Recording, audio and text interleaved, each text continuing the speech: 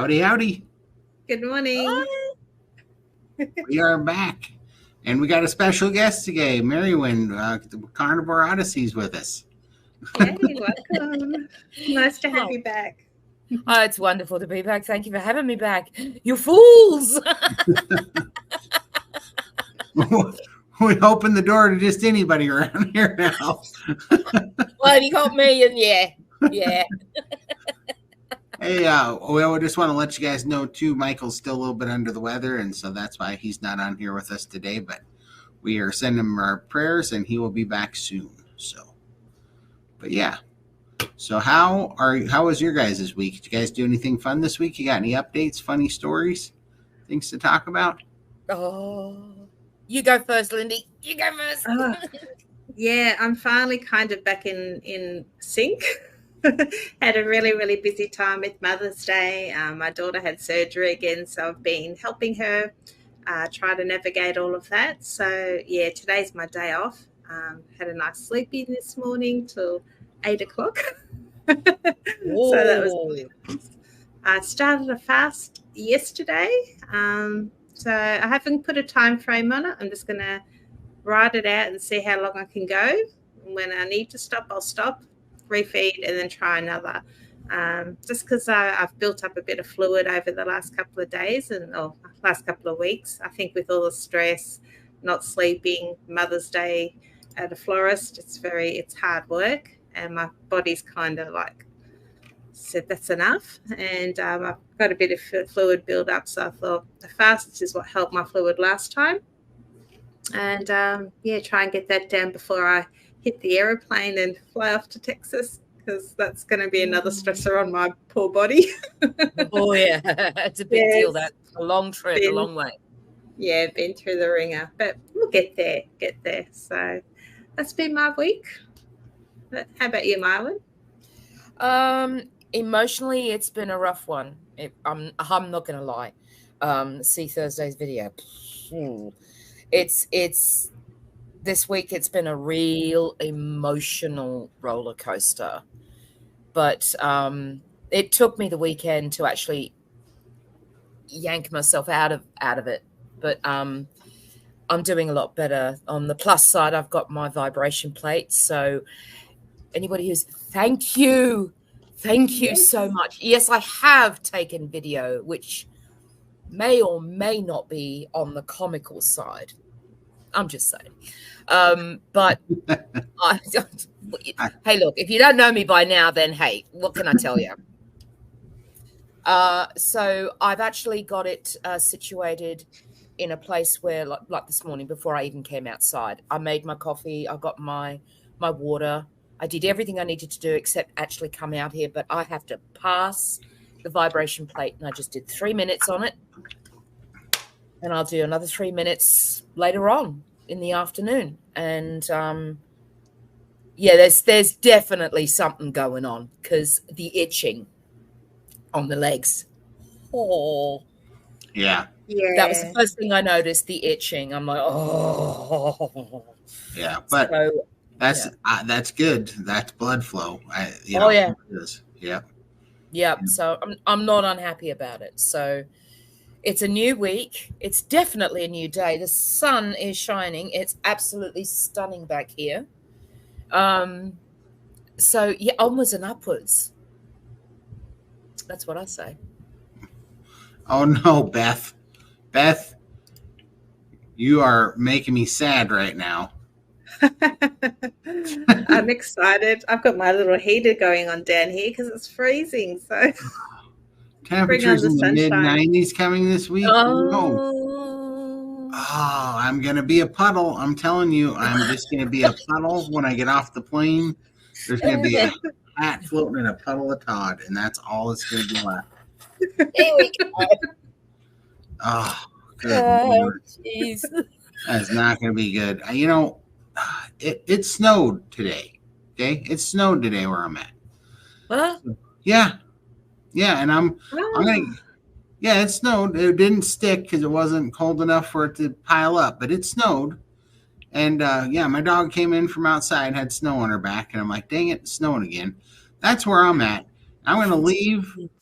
I'm going to the North Pole, and I'm going to head to Texas, which is basically the center pit of hell. It sounds like for temperature, and there's not enough clothes I can take off. I could be butt naked, and it's going to be miserable hot there. And it's just that's what. See, I don't get about you people that do the heat. I don't know how you do it because I'm not a fan. No, you can't. You can only take so many clothes off. You can only dress so light, and then you're just stuck with it. Where when you're cold, you can at least put clothes on. You can grab a yep. get a coat, easier to keep warm than it is to stay cool, my darling. Exactly. Yeah. If this keeps going on, you guys are all going to see me only through the cracked window of my rental car with the AC on, packed in ice. And I have to be and they're refrigerated. It's going to be rough. Oh my gosh. Well, I've never liked the heat. I'm a winter baby and always loved winter. But right now I'm feeling the cold so much that I'm actually craving the sunshine. Yeah. I'm starting to feel the cold. I'm wondering if that's because I'm losing the insulation. Oh, for sure. I know that sounds strange to some, but I'm just wondering. Definitely. I mean, this was the coldest winter I think I've ever could remember being for normal temperatures, and it wasn't even cold this winter. It was just me because I'm 270 pounds less protected from the cold, But if you don't respond well to the heat, you just don't. My mother, bless her heart, loved the heat, loved it. Thank you, Crystal. I'm gonna need two, one on each side. I'm gonna have you to need a hat with those fans pointing downwards, dear. I am going straw hat shopping. So for all of you that are expecting to see me in this, I can't wear this in Texas because this is a pelt hat and they're hot. If I wear this in Texas, I will have a heat stroke. Yeah. Yeah. So do you have little air vents, like little holes in the side? No, because these are for colder temperatures. So I got a straw hat though coming so that I don't die. I also bought an entire brick of men's handkerchiefs so that I can wipe the terrible sweat that's going to be pouring off of my head before it puddles up on my shirt. If it's good enough for Pavarotti, it's good enough for anyone else. Exactly. I'm saying it. I just said it. Vincero, mop the brow. Exactly. You're going to see a lot of brow mopping going on. Yep, good enough for him. Made a career out of it. It was his signature item. Well, good. Then I'm gonna have to use that as a reference so that they know that I'm bringing. Back if they're going, what are you doing? What do you do? Hey, it's good enough for Pavarotti. It's good enough for me. Shut them up real quick. Right. You'll be okay. I'll be praying for random cold front to blow in Texas. Just never know. Thanks, Missy. I need that because otherwise, I'm just saying. I don't know how you guys do it, but it's going to be something else.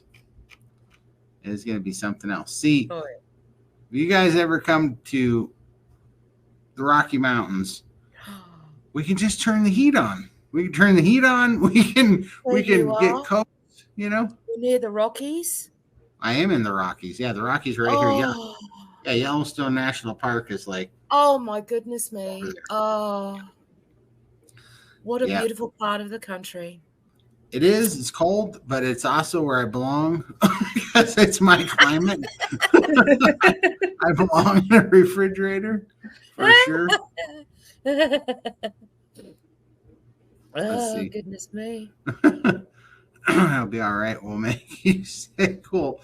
I don't know how, but it's going to be a rough one. I'm going to have to get, I got to look and see they have that, around here they have a beer cooler, like an ice chest that you put ice and water in, and then it's got a fan, and it'll blow over the ice for like a swamp cooler. And I think I'm gonna have to like carry that around with me everywhere I go. Maybe I can fit it into my hat so it'll blow cold air into my hat down the back of my shirt or something. Hey, there's Michael. There he is. Hello, darling. Michael, hi. Mwah, mwah, mwah, mwah, mwah. Oh man, Michael's getting hit with the heat too. Yeah. Listen to the weatherman. He said it was going to cool off, and now I keep getting hotter. Otherwise, I would turn on the AC. Absolutely, Michael. Yeah. Comfort is key. Absolutely. Sorry, I'm going through this, but yeah, it's kind of fun. Let's see here. We should see how many people. Oh, I know what I was going to do. I forgot. I'm supposed to be also promoting the Healing Humanity the Healing Humanity fundraiser that's coming up. And so I want to do a shout out to that if anybody that doesn't know.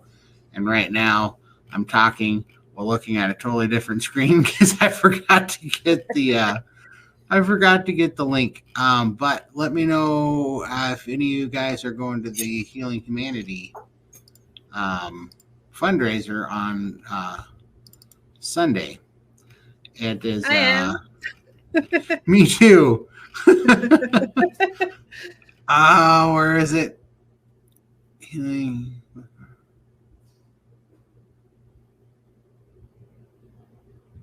think you put it on WhatsApp. I know. I'm looking for. If you could find it too. You have to be invited to that, don't you? No, you can buy tickets. Yeah, you just buy a ticket. Oh, right. But there's limited amounts of them. Of course. Yep.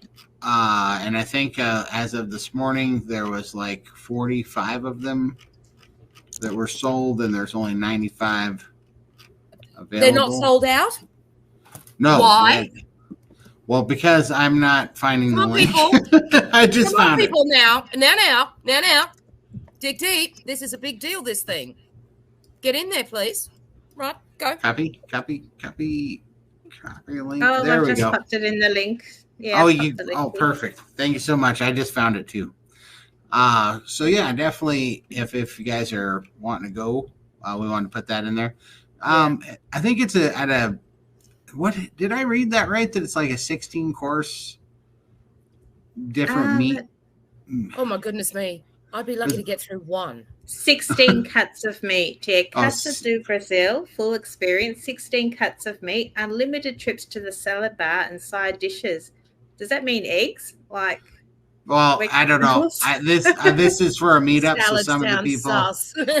Yeah, but it's all about the meat. But I think in case that people are bringing family members with them that aren't carnivore, they have the salad bar. Yeah, that's my daughter. That's being respectful, you know. Yeah. My daughter will be one of those. Non-alcoholic drinks, iced tea, unsweetened Brazilian lemonade. Ooh, what's Brazilian lemonade? Sodas, regular coffee, decaf coffee. So there we go. Sounds if there wasn't coffee on the menu, I'd be surprised. For sure. For me, it's a staple. For sure. In Texas, a cold front can be declared over a 2-degree temperature drought. Oh, good Lord. You people, they're like, hey, it's not going to be quite as sweltering tomorrow by 2 degrees. We've been making national news. So does it cool down at night? Because here in Melbourne, we get like really hot days, but then it's really cool at night. So at least you can sleep, and that I don't mind. Right? Hey, Shelley. Happy to say that according to Barkay, if you are 70% carnivore, you are carnivore. So I'm 11 months carnivore. It's been like an 85 to 95 for me. Nice. Yeah. Nice. Well done, darling. You're seeking help. You might have found it, sweetheart. Shelley seeking health. You may have found it. Absolutely. Yeah, and Lynn Tucker and her husband, Ribeye Ranger, they're coming. I saw that. Oh, wow, really? That is awesome. Yeah. That's And great. Looking forward to meeting those guys. It'd be awesome. Oh, yeah. One for you, Lindy. Oh, thank you. Agreed. Agreed. For sure. I'm not used to compliments. I get all Neither am I, shy. love. I'm in the boat with you there, love. Whoa. Kind of hard. Yeah. Thank you. Let's see here. Hello, friends. Todd saw your recipe today. Meat and bacon. Look, planning to make it in the future. Oh, that's awesome. Appreciate it so much. Yeah, I watched that. I don't know how I feel about all the herbs and spices, but I reckon, yeah, I'm really, and this is Mitch's fault. Old guy carnivore. It's all his fault. I love him to death. He knows this. I'm seriously considering, because I have got some money left over. I think it might be a good idea to get a meat grinder. I think so. Because we've got some mince that's not quite as fatty as we would like, but if you can grind some fatty bacon into it, you're winning, right? Because everything's better with bacon. We know this. So, yeah, I'm thinking that might have to invest in a meat grinder because even that, the pork with the... I'm like, and definitely plays to my wheelhouse. Mm-hmm.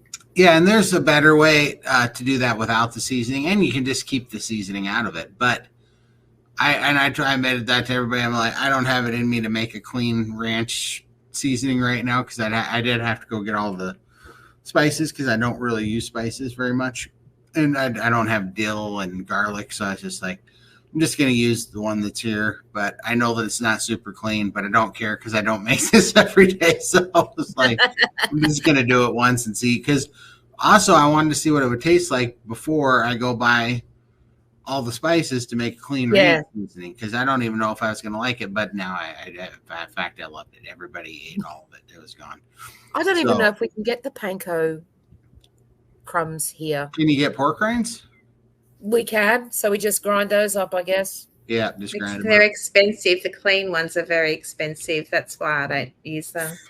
Yeah, and even the panko, I haven't found anything clean. So, yeah, no, for sure. Yeah, the closest you could get would be to, crisp up your own in the oven, the skin from, a roast pork, and yeah.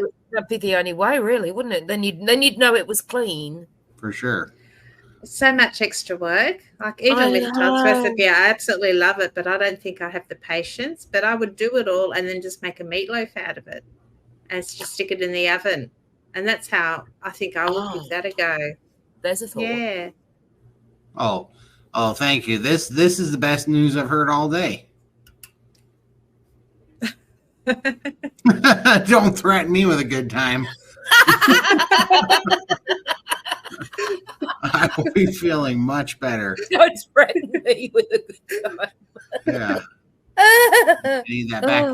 And when I was making those things, you guys see this right here? That on my nose, right there.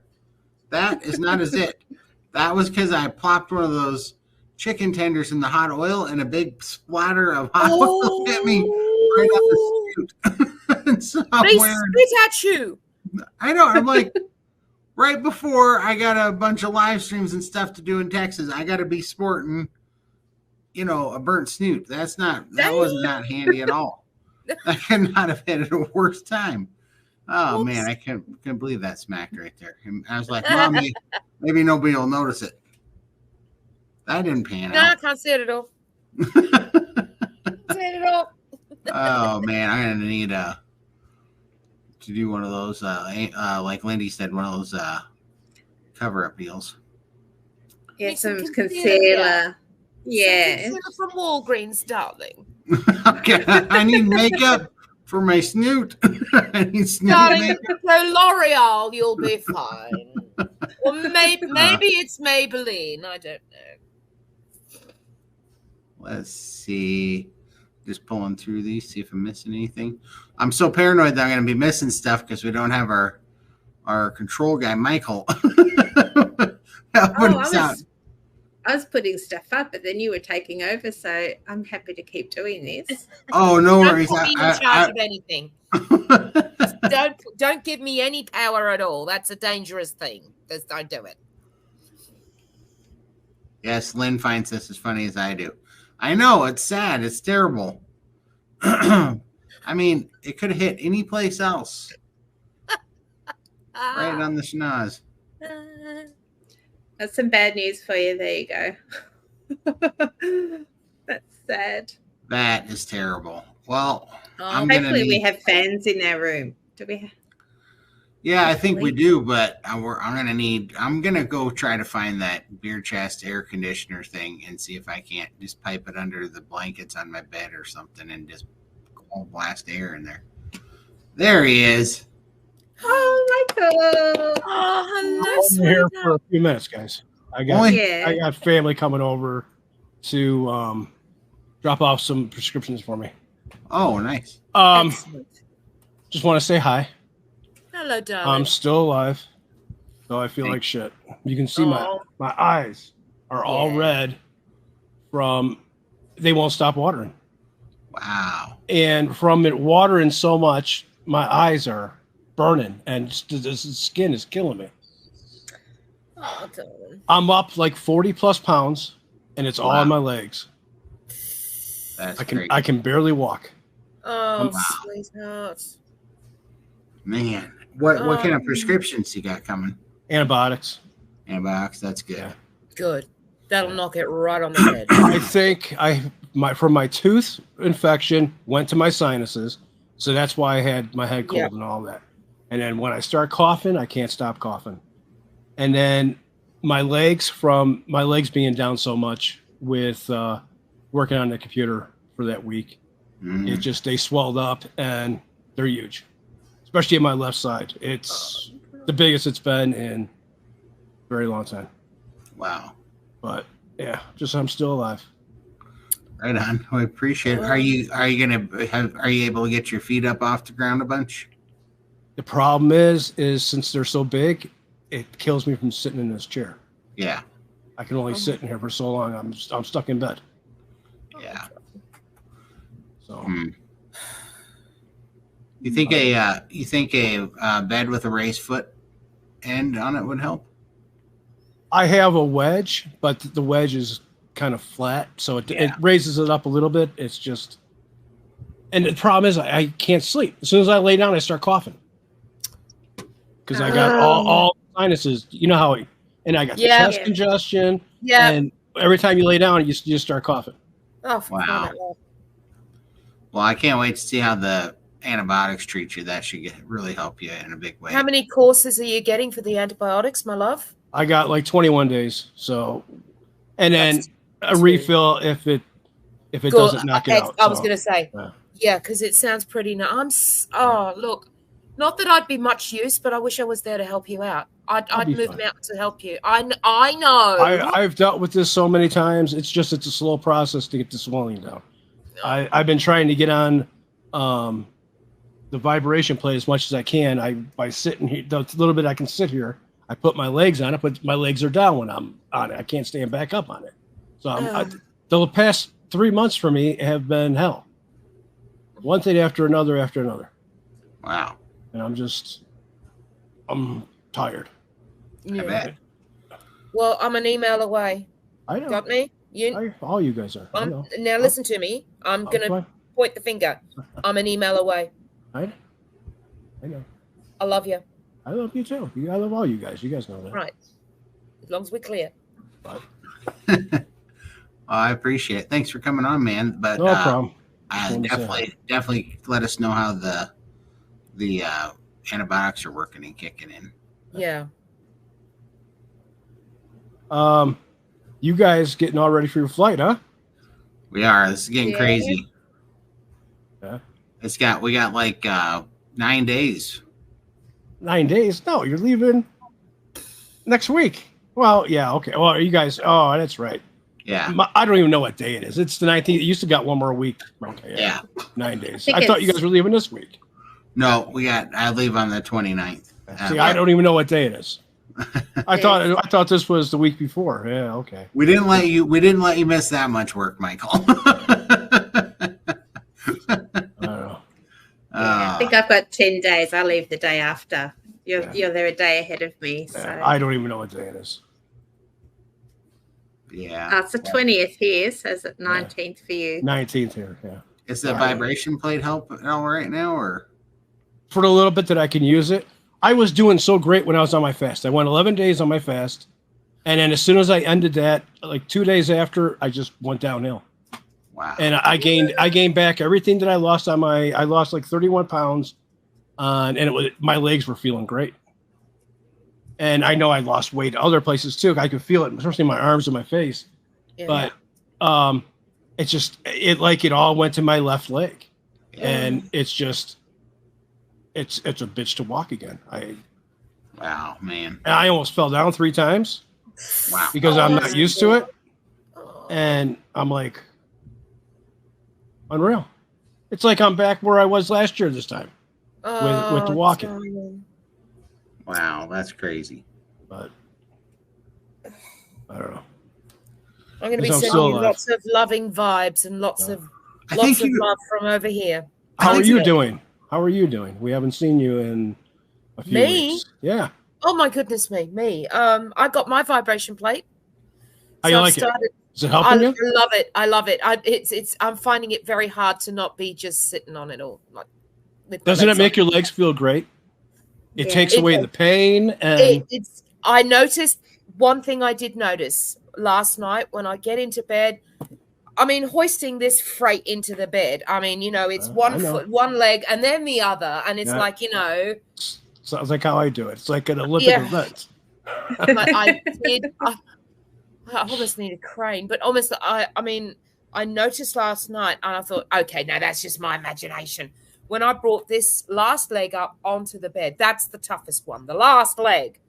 I'm like, oh, okay, well, that cleared the clearance of the top of the bed a little bit easier. Nah, it's just my imagination.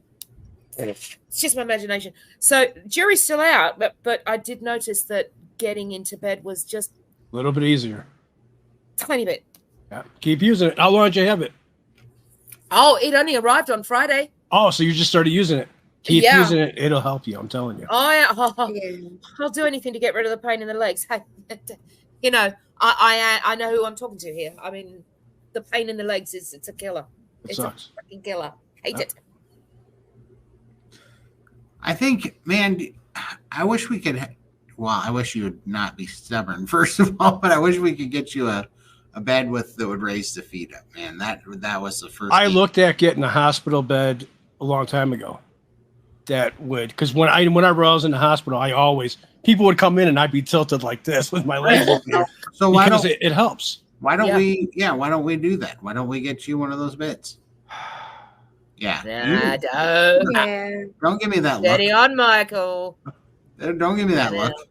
I know you don't want stuff, and everybody knows you don't ask for stuff, but that's something that you need to ask for, and we should help you get. We're all in this together, my darling. We're all on the same team, headed in the same direction. I know what it's like. Accepting help, it's hard. I'll be but accepting health is being strong too, because I know. This is for health. Yeah, you need to prioritize your health. Yeah, we're gonna have to do it. From where I was a year ago, from where I am here today, it's night and day where I'm at. If this will probably be hopefully my last time I deal with this, and I just keep dropping the weight and get away from all this. I don't want to be ever back to this again. For sure, and you deserve. That's why, Michael, you're in such a better place right now. You can't let. I know I hate it too. I don't take anything from people like that either. It's really annoying. But yes, exactly, Missy. That's what I was getting at. Too exactly. No. Well, I know that you say no, but unfortunately, there's a guy that's equally as stubborn you, wearing a bigger hat than you, and I'm going to put on a fundraiser, and we're going to get you You're not. And Watch me. what you guys have got Please down there, I wear on my chest. So I'm just saying. I know that you don't want it, and I get it, but I'm putting down my size. I didn't come on here to do that, guys. I know you didn't. I don't want nobody to feel sorry for me. Nobody would even remotely think that you did, Michael. But I've known you a while now, and I know that was what helped me get the fluid off the most, was getting my legs up above my heart at night. I was thinking about getting a pulley to the ceiling and, listen. I thought about all those things too, and when believe me, this shit I've thought about, man. When I was real big, right? But the problem is that doesn't work. You know why? Because it puts so much pressure on your knee. I know. I know. When I was doing this, when I was stuck in that stupid chair, my legs were so heavy that I'd have to lift them up onto a footstool. And then what would happen is, if my heel was higher than my knee, all the pressure would go to my knee. Right. If my heel was lower than my kney, it would put pressure on my hip, and it would actually pull my hip out of the side. You need have all of it too. I know. Full support going up, and you need to have it, because you're doing good. No, I'm talking. Don't give me your excuses. Listen, hey, I can mute you. Oh, Todd's having technical difficulties at the moment. I'm not sure what his problem is over there, but it's I think it's the hat. Anyway. Anyways, you're doing so good on Carnivore, man, and you're making real strides. But one thing that I know for sure that's happening, because it's happening to me. I was just talking about this earlier today, but when you are emptying out those expanded fat cells of fat, you're opening them up to gain fluid, and you have to get those out until they atrophy and shrivel up. And that's why your weight water fluctuation is so much right now. But what really started was doing the last stream that we did, sitting up with my legs down for the full 3+ hours. That messed me up. Right. My back was locking up. I was not used to doing that. Let me tell you. Because I'm usually sit back in this, but even here, my legs don't get up high enough. It helps, but I just want to lose the weight. That's all I want to do. I want to drop another 160, 150 pounds, and get better. That's all. Right, and Charlie brings up a good point. I don't even think you need a hospital bed, because you need a big fig frame. I have the big fig frame, and it'll lift 1,100 pounds, and it works. So you can come over and visit me. We lay in bed together. we can spoon.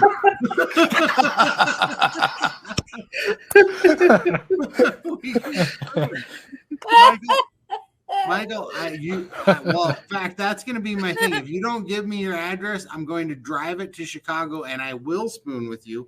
And don't give me your address, so I can ship it to you. This is why I don't. This is why I don't give out my information, because I know how people are. I will find you. No, you won't. No, I will. No, you won't. I will. I am invisible, buddy. You are not invisible. You think you're invisible, but you're 700 pounds. First of all, the problem is you think my name's Michael. Exactly. I know. I get all sorts of it, but it doesn't matter. I already know how I'm going to find you. And I'm not going to tell you because you try to stop it, but I already know I'm going to find you. And I'm going to bring you a damn bed. But first of all, my name's Michael. That's fine, Susan. I don't care what you say. How did you know? You identify as Michael, but you're acting like a daddy.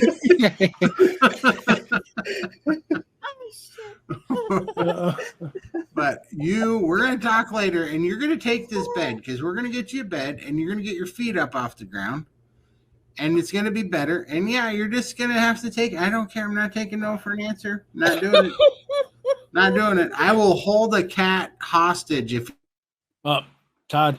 Technical difficulties again, Todd. Keep it up, sir. Keep it up. Oh, my goodness me. Yes. You're killing me. Yeah, exactly, Missy. Exactly. You tell him, Missy, because he won't listen to me.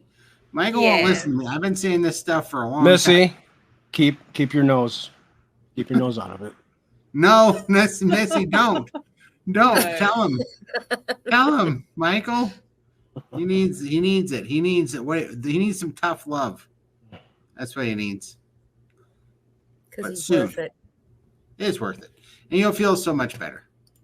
But serious question: if let's get past all the you're not going to do it, but if you were to get one, do you have family there that can help you set it up and get it up the stairs? I don't know what I'm going to do with it, though. Where am I going to put it at? Where your existing bed is? Yes. That's where I'd put it because I had to take that old frame out. So do you have people there?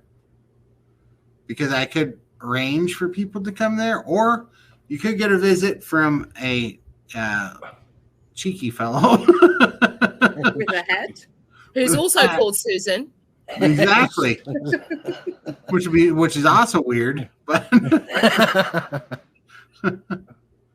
you would feel so much better. It was the game changer for me. You need to spend time with your legs above your heart to get that stuff off there. Because I know we hate this stuff, and I know that you hate. I get it. Everything about it sucks, but you need it. We'll think about it. I'll do some thinking. I do some thinking, and take off your stubborn, hard-headed, thick-skulled hat and put on your, your reasonable hat, and let's come up with a plan. Because did you make me freeze up? I think you did make me freeze up, or was that just me?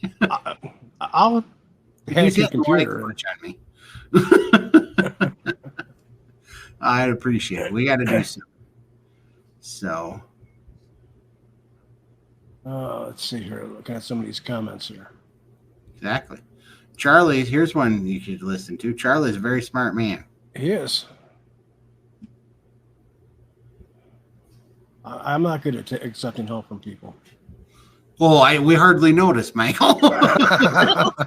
Shit. I know. But you need to let us help. I am still carnivore, 100%. My fast, when did I end my fast? Last Thursday? I don't even know what day it is. All I've been doing is sleeping. It's your Sunday. Yeah, I want to see when I ended my fast. I think I ended it on a Thursday. So, and I was doing great. I don't even know. On a completely unrelated note, would a king size fit in your room? No. Would a queen size fit in your queen room? Is what I got now. Okay. On another how is this unrelated? I don't know. It just seemed unrelated. He noticed that, huh? On another unrelated note, well, I'm trying to figure out if we're going to spoon. I want to be comfortable. How much room you're going to have? On another note, do you like a hard mattress or a soft mattress? Yeah, don't worry about it. Well, wait, you guys are doing fast, huh? I'm just looking up here now. Yeah, you know what's weird about that, Michael? What? Yeah. We didn't plan on it. And no. we both you guys backstab me. You guys, we're on a fast. Let's join me, Michael. So I join you guys, and then you guys quit the next day. we did completely bail on you. We left you out on your own. When did you guys start? I'm ready to start again. I want to start so bad because I feel so much better. Just last night, and that was the funny thing is we both started our fast within 2 seconds of each other, not knowing that. Yeah, we hadn't planned it at all. I just decided last night. I was thinking last night too to start another fast because I felt so much better. Hop in. Wow. I'm shooting for 7 days, but if it's happened like last week, I'm probably only gonna make it 5. I got to see if I got room. I got a couple chuck roasts in there. I got to see if I got room in the freezer. But yeah, I will do another fast. So what do you guys think? At 5 days? I'm shooting for 7, but it might only be 5. 7 was great. I went 11, and I had no problem going. And I didn't even think I was going to go that long because that day all I had was some eggs and a little bit of meat to start the day off with, and I wasn't even planning on doing a fast. And I lasted. And it was great. And I felt awesome during it. I was working out. I was using the vibration plate. And then all downhill from there. Alyssa wants to know if you can do any breathing exercises like Wim Hof. Yeah, I have to start doing that again.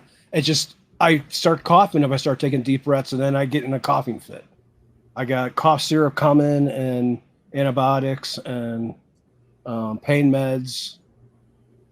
And I really don't want to start taking all that stuff, especially the antibiotics. It just knocks me out. Charlie is making good points again. Yeah. We've had this talk I before. would. Yeah. I would be one of the first. Exactly. Yeah. And that's But the thing. I'm not one of those people that like to accept We know. it. We know. And I don't. But today's the day. Today's the day. We're all making changes today. Oh, Why? What else changes is going on for today? Well, let's see. Did you see my cooking video? I made my first I seen it. I didn't watch it though yet. I made my first voiceover cooking video. I did a voiceover on that one. So you'll have to. What did you make? You made I made those chicken strips with the ranch. I definitely want to watch that. I'm still waiting for my pizza. I'm doing that next. I'm doing the pizza one next. Now that I got this down, and I did get it down to a science. That took me 3 hours of cooking to make that video, but I shortened it up and fast forwarded it, so it worked out pretty good.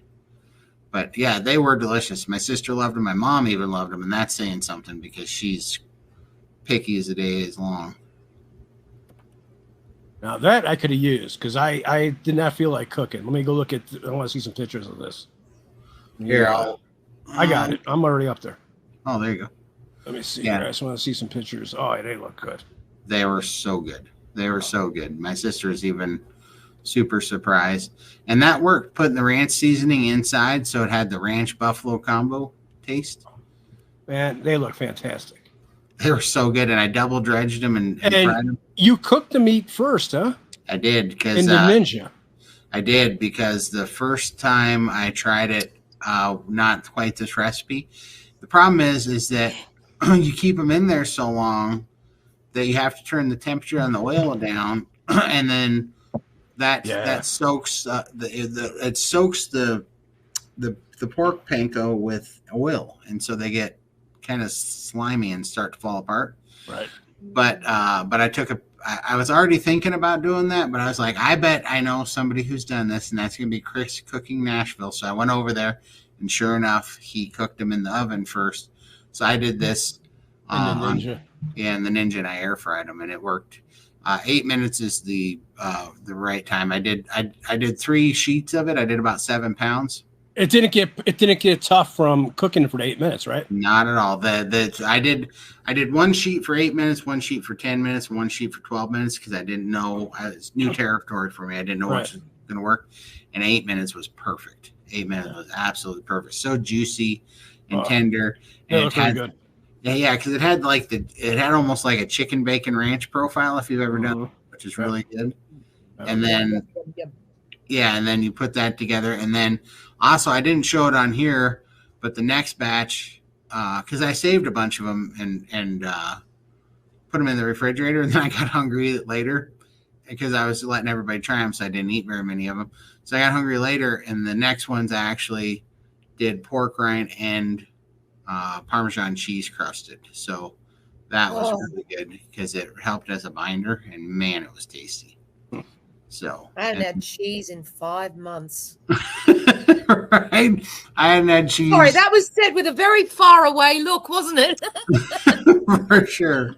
I hadn't had a lot of cheese. I did this one other time, but Parmesan cheese is the only cheese I've had, and it's been twice now making breaded pork because the cheese just helps it bind. You don't need a bunch, but it just helps the pork rinds bind a little bit. I'm so scared. I am so scared to have cheese because I do love cheese. I'm scared to even go there. I'm scared to have herbs, and I'm petrified. I'm chicken. I'm just so chicken because I'm at the moment extra pain for me. No, I can't do it. And if I'm going to eat something that's going to, It's just not worth it, right? I'm like, I can't. I can't. Right. And that's what keeps me staying the course and keeping the sails in the right direction so that they catch the wind and keep going forward. I'm just too scared. I can't do it. I admire anybody that can, and then they find out that they don't get inflammation from it. I'm like, oh, you are so lucky. I'm just too chicken. Well, you'll get there for sure, and over time, and then you can just start adding things one at a time and see. Yeah. But I've stepped out a little bit because I actually noticed that when I do that a little bit more, it's keeping it. It almost helps me eat more, because now my real latest problem has been eating enough, because I'm fasting a lot and it's hot out, and so it's kind of fun to make it taste just a little bit better, because otherwise I just don't have I just don't have the desire to eat much anymore, and yeah. I'm the same. I'm really, I'm aware. I know that it's probably not a big deal, but I'm just like, am I eating enough? Am I really eating enough? I'm like, yeah, that's all I really want. I'm not hungry. I'm just not hungry. And, I know that'll change. Thank you so much for reminding him, Susan. That opportunity could have missed. I thought your nose was looking a little bit bigger, but I thought maybe it was the background. It's not bigger, you jerk. It's got a burn on it for making the chicken strips, because a hot thing of grease smacked me right on the stomach. I think you were trying to pick your nose in the middle of the night and you missed. No, I was trying to freebase the fry oil is what really happened. It backfired. So funny, guy. You're lucky you got a big hat on to cover up that big nose you got now. I do. I got to balance it out.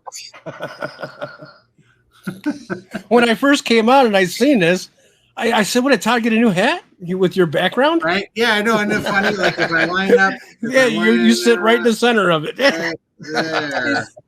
Like it looks like Inspector Gadget. Looks like a sombrero. Inspector Gadget. Yeah. Todd's really getting into the Texas thing. Yeah, right there. What it is, this is my new logo, you big jerks. Oh, yeah. Well, it's a logo. I thought it was a hat extension. It looks like it. It definitely looks like it. They do think it does look like I'm gonna go get Inspector hat or whatever gadget hat and fly off. For sure. I get it. It has not lost the irony on me. Oh, good Lord. Oh, I love how you give each other hell. I really do. Gotta pick on Todd. That's why he's here. That is my main purpose for being here. They let me think that I get to host things around here, and it's not true. I'm like the guy that sits in the water tank at the carnival. And we dunk it. I wouldn't try to dunk it. I just throw the ball and make sure I hit you. Right, exactly. That's probably what happened to his nose.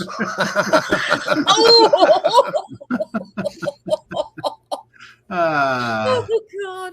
I love you guys. Oh my goodness! Todd's thinking right now, I wish Michael didn't come on. No, I'm just thinking I'm going to pay you back when I'm going to hotbox you when I'm staying the night with your new bed. That's what I'm thinking.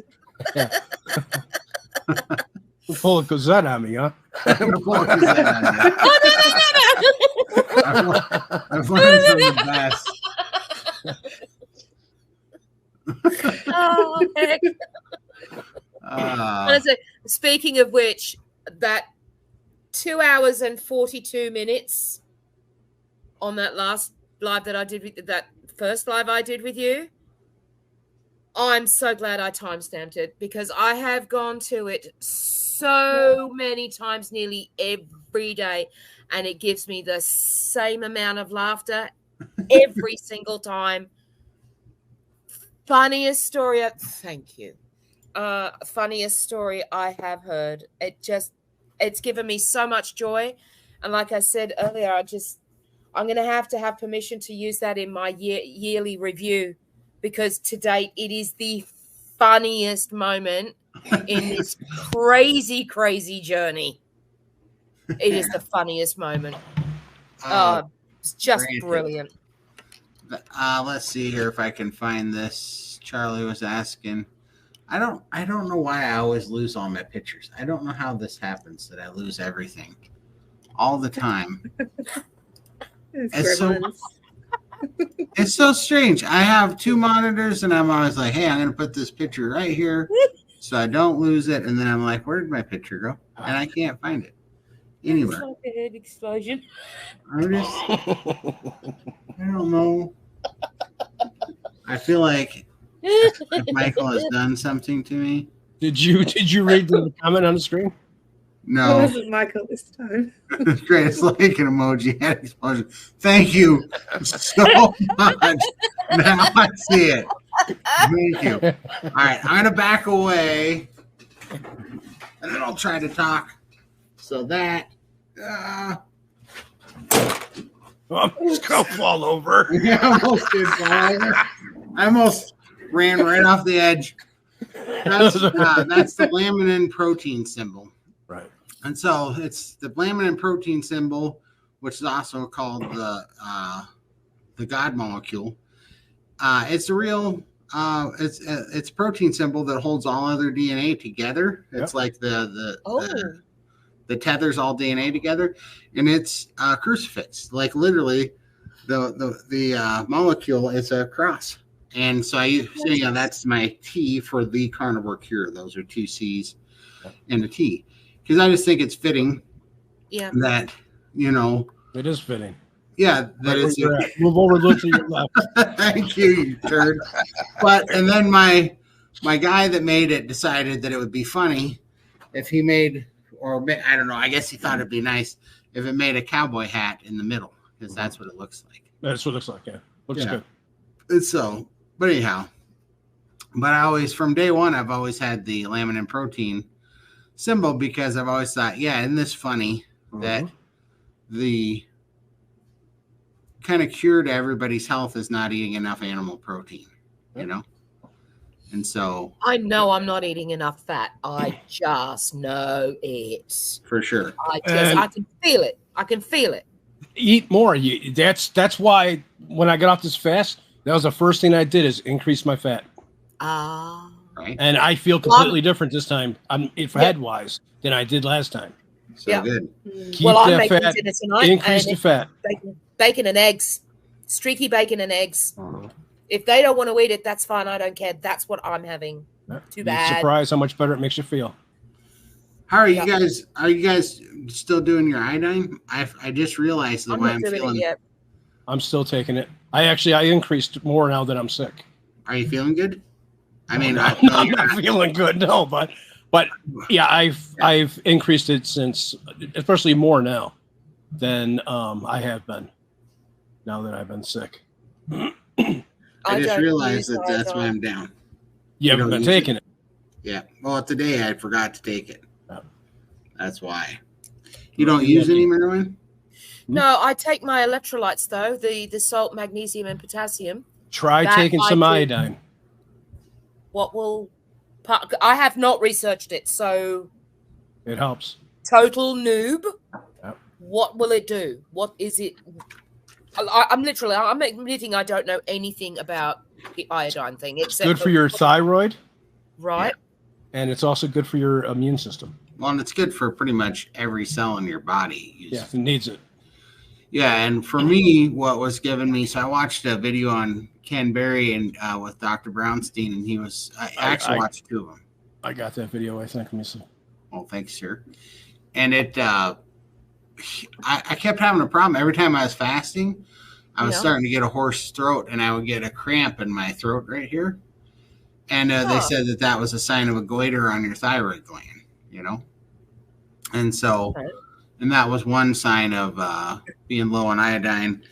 And so anyhow, I take a massive amount now because of that video. Because I've taken 50 milligrams a day, but it's been nothing but fantastic for me. It got rid of that hoarse throat, made my throat stop cramping, and I got a bunch of energy from it. And even stranger, in 2019, I took bioidentical testosterone replacement therapy.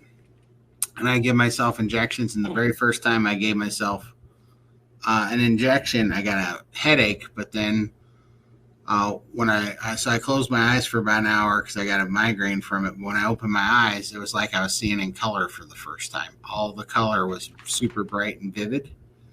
I didn't see clearer, just everything was bright and vivid. Crikey. It was like I was seeing color.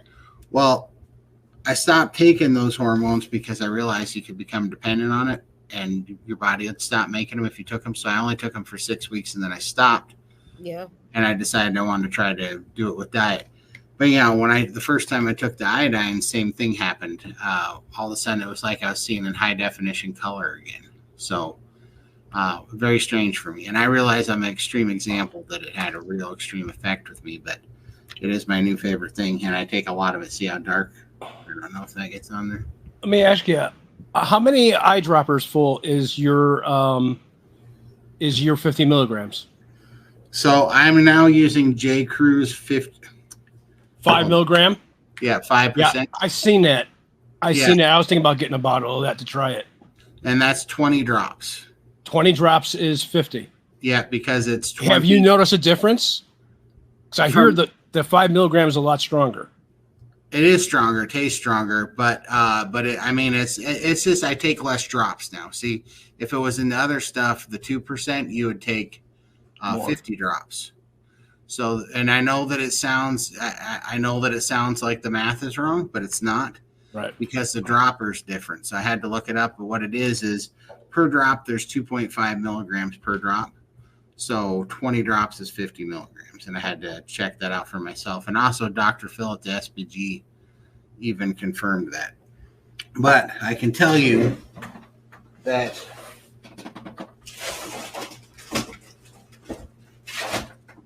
I had to get another water because I'm about to drink this iodine. And I was going to say, I can tell you that the 5%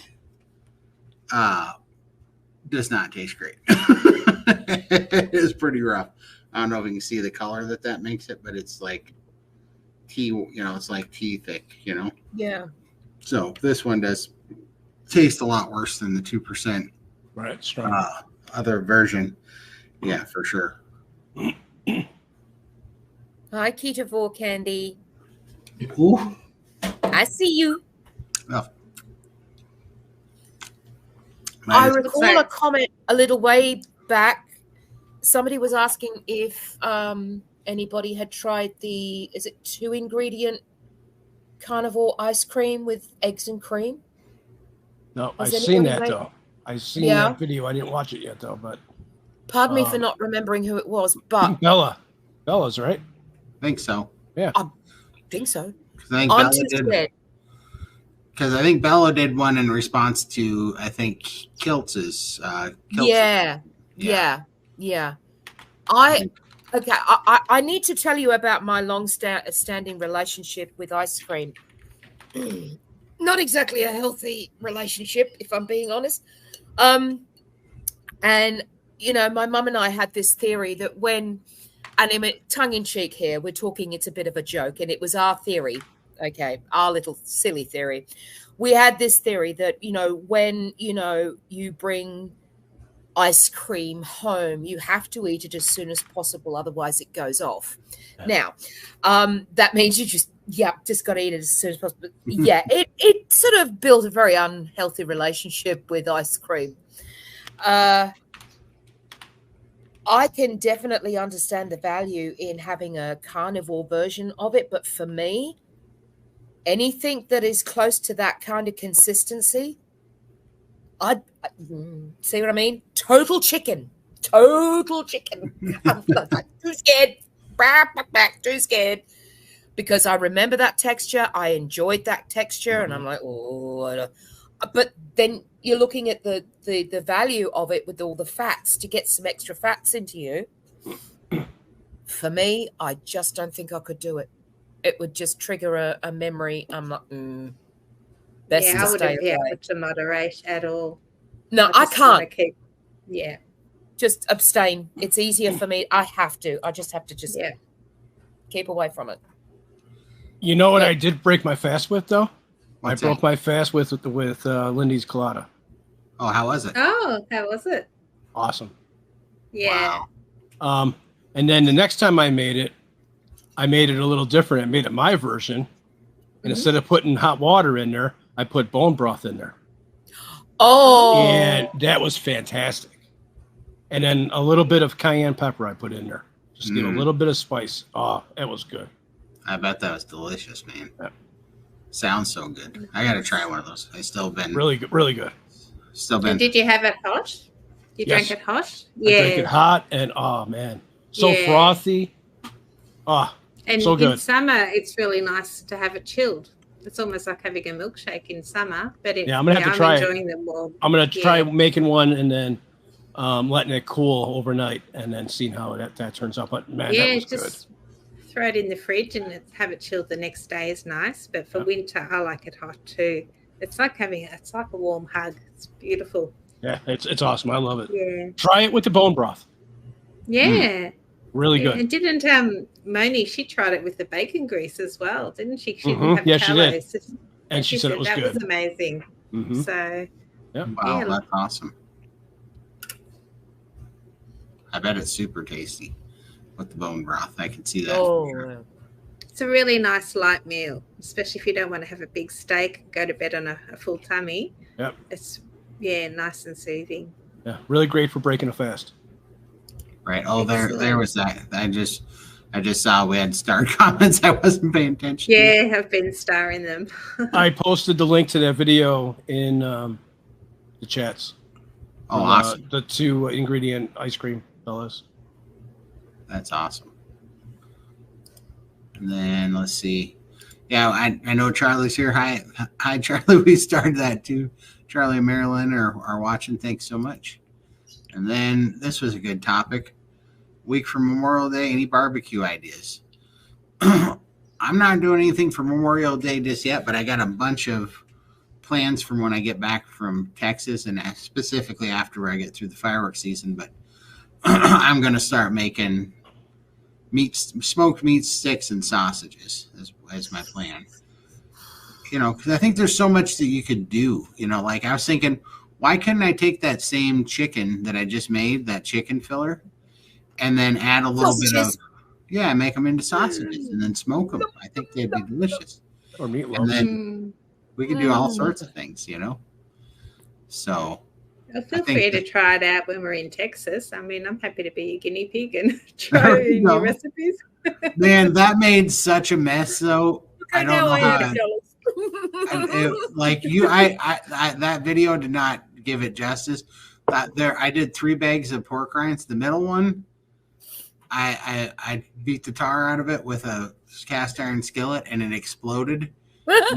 And there was pork rind crumbs for about a 60-foot radius. It was like I hit the house with a pork rind frag. It was the craziest thing. Worse than the glitter? It may have. It wasn't as hard to get up, but it did cover more ground than the glitter. Yep. Yeah, because I thought, I know what I'll do. I'll hit it really hard with a 12-inch cast iron skillet. That didn't end well, did it? No, it didn't. So anybody who's wondering, don't hit your bag of pork rinds with 12-inch cast iron skillet. No. It's worse than glitter, apparently. Yeah, it's because the cleanup is not friendly, for sure. I haven't done a fast yet, so I haven't even done a prime yet. So, yeah, I do a little mini prime before each one of them. That's why yesterday I took down about 4 pounds of those chicken strips yesterday because they had a bunch of fat in them, Yeah, I definitely prime. It's called a nourish prime, and then do your fast. It lasts a bit longer. If you're white knuckling your fast, you're not doing it right. Exactly. I didn't prime enough because I was going for 7 days, but I woke up.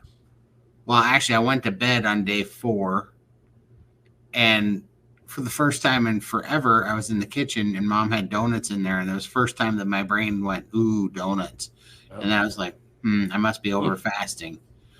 And so anyhow, I'm like, well, I'll go to bed, see how I feel in the morning. And then I woke up in the morning. I had brain fog. I couldn't recall certain words. I was trying to speak and I was stumbling over my own words. I was like, yep, I've over fasted. So I just pulled the plug at 5 days. And you guys would be proud of me though, because I just had a couple of meat sticks instead of eating an entire steak. I actually broke my fast slowly instead of going in head first. That's way. Worked out just fine. What do you all drink during a fast? Just water with electrolytes? Yeah, that's what I have. I've got electrolytes in my water, so that's what I'm doing at the moment. Yeah, I've got one of these bottles. I have 1 can of bubbly in there, which is it's flavored with, it's the sort of flavor that it's got nothing in it. There's like literally nothing nasty in it. Is it ideal? Probably not. Is it mineral water? No, but works for me. Right. And I make my own electrolytes, and I put a teaspoon of that in there with some ice, and this bottle keeps it cold all day. And I'm not, will I do it later where, they say, oh, got to drink 2-3 liters of water a day. You're right. I'm not pushing myself just yet. I'm happy to have this with just my electrolytes and we'll call it a day. Yeah, that's what I have. That's what I have with my electrolytes. I don't drink anything but water. And I have been doing alternate days. So like if I do a 5-day fast, the first day is dry, the second day is wet, the third day is dry, the fourth day is wet, and the fifth day is dry. So I alternate 24-hour dry fast with 24-hour wet fast, and I do water.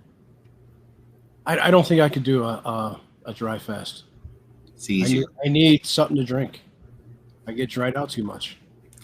I feel you, but it's weird because when you start doing it, like I thought I couldn't do it either. And then I did it, and now it's actually my preferred fast because you'll go through about an hour where you have this dry mouth and dry sinuses and dry eyes. You have about an hour and a half, and then your body kicks in and starts pulling fluid from your fat cells. I'm gonna try it. And then all of a sudden now it's actually the most, like I feel more quenched when I'm on a dry fast. It's so weird. Huh. You actually feel quenched. And it's tempting. Like I'm not pushing it because I don't know. A lot of people say it's not good to do it over 24 hours. Some people do it for like 3 days. But a lot of people say that it's not good to do it over 24 hours. And it's so easy to do for me now that I get nervous. I don't want to do it too long. So I've just been doing it for 24-hour shots, and it works very well. Because naturally what happens is after I do a dry fast, when I'm fasting the next day, I don't drink hardly near as much as I would have been drinking. Right. And now what I'm finding is that I'm only drinking a lot of fluid now when I'm eating. And it seems to be because I'm eating salt with my food. Have you noticed when you do a dry fast if you're outputting more? Oh, God, yes. Like Really? Yeah. And you put out a bunch more fluid. It pulls from you and it pushes fluid out of your legs. And the scale goes down quicker because it starts pulling some of that fluid. Your body starts reaching for it. And so it does help get the fluid off you much quicker. That's what I'm going to do then. But just be careful with it. Like watch it. Yeah. Don't push it too far because those ones are a little bit touchy, but I like the alternate day idea, so you're not pushing. Yeah, I think that's the best way. I don't know if I could do it, but yeah. You would be surprised what you can do. Mm-hmm. I'm telling you. The first day or so of a fast is always going to be the hardest. Actually, like the first, after 10 hours in is usually the hardest point. 10 to 12 hours in. And then maybe like the next day, you're going to have a little hunger. And after that, your body just stops craving food. And you can really, now, if you're around people and you could smell food, that's going to be a different story.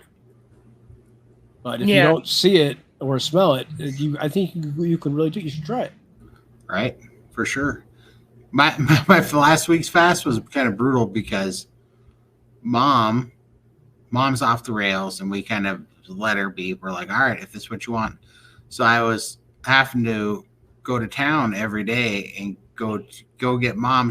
But it's kind of a deal. I was like, she'll go get in the car with me, so she gets to get out of the house. House a little bit. So that's good. Yeah. So I'm like, all right, but she wants to go to Wendy's and she wants a small French fries, a large Diet Coke, and a hamburger with just onions and mustard. So I'm like, all right, fine. But then I got to smell that while I'm fasting, and I got to order it. Not easy. Yeah, and then mom was like, doesn't Cosette want a pup cup? And that's mom's way of saying I want Dairy Queen. Right. So I'm like, all right. So then I got to roll through Dairy Queen, get Cosette an ice cream, get mom a strawberry sundae. And the stuff's all handed to you, and it's right in front of you to smell it. Yeah. Right, smelling it all. Yeah. But I did that 3 times on a fast. Wow. Was handing all that stuff. And then I got home the very next day, night, and there's mom's, shrapnel of donuts on the counter, and and of course, it's got to be my favorite donuts. It was the cake donuts that were that have the Boston cream chocolate on top, and oh yeah, those are my favorite. But anyhow, I like, even though that was the first time in a long time, I was like, oh, that would taste good. There was just nothing there to do it. Like there was never even a possibility it was happening. So I was like, oh, you can really change those habits, Those things can break. Speaking of which, this is a good, I'm glad you're still here, Michael, because you have a question to answer. So I'm going first, sir? Yeah. My story is, if you've seen the intro, you've seen where I started and where I've been. I've been homebound now for 20 plus years. And my weight at the highest was 722 pounds. And I have severe lymphedema in both my legs. My left side is really big. It's probably close to 70 inches in size right now in circumference. I started my carnivore journey last year because I knew if I didn't make a change, it was going to be over for me. I was hoping to die last year because I was tired of living the life that I was living, and I didn't see no way of ever recovering from it.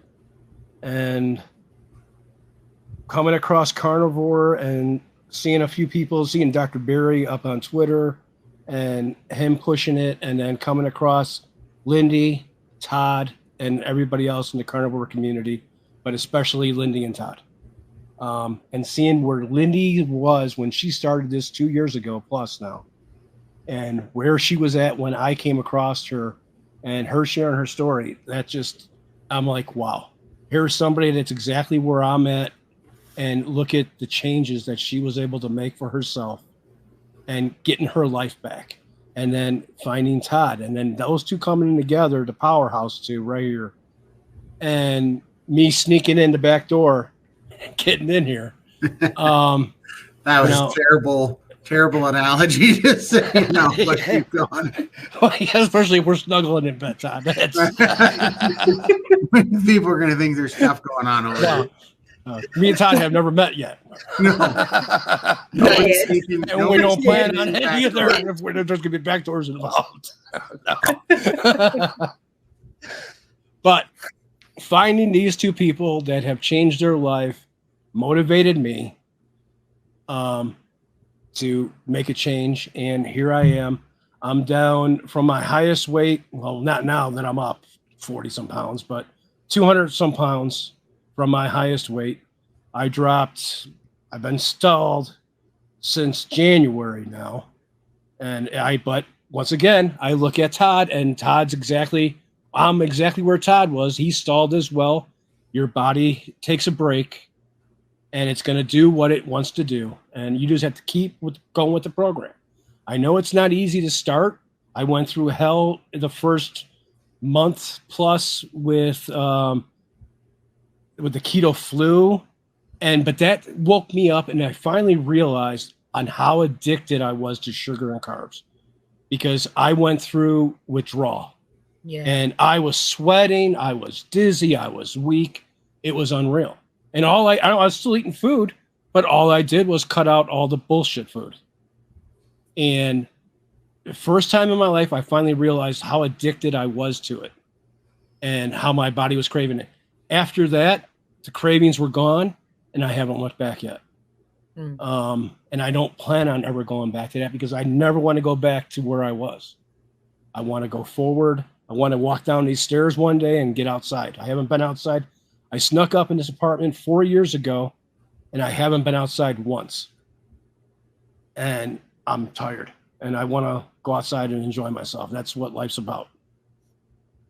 So that's my story, and I just want to keep losing it. But if you're planning on starting, stick to it. Yeah, it's not easy. Your body's going to do what it wants to do. It's going to fight you. But you have to find your reason why. Why do you want to change? It's not just, for some people, it's not about weight loss. For some people, it's about other health issues. Okay, some people got diabetes. Some people have the high blood pressure. Some people have the lymphedema. Some people have, everybody's got, that's why when this show opens up, everybody has a story. Okay. And everybody's story is different. And the path to getting to wellness this is the way. This is the way to change your life. And it cures so many different ways, so many different things it helps you with. All right. I talk too much now. No, never. It's probably the most I ever talked at one time on. How about you, Meriwether? Me? Yeah. Oh, sorry. I'm settling about the emotions. Michael, I love you so much. I love you too. You know that. I've pretty much always been a big girl from about the age of about 5. Various diets, the cabbage diet, this diet, the Scarsdale diet. You throw all these diets at the wall hoping that one is going to stick, and they never do. They never do. But, for whatever reason, I found the carnivore lifestyle, and so many things occurred to me in a very, very short space of time. The sugar addiction, the carb addiction, it's real. It is a very real beast. And I remember seeing something that you put up, Todd, saying the best way to just sort yourself out with this thing is just go all in, all strict, straight off the bat. Oh. Give your body the chance to heal.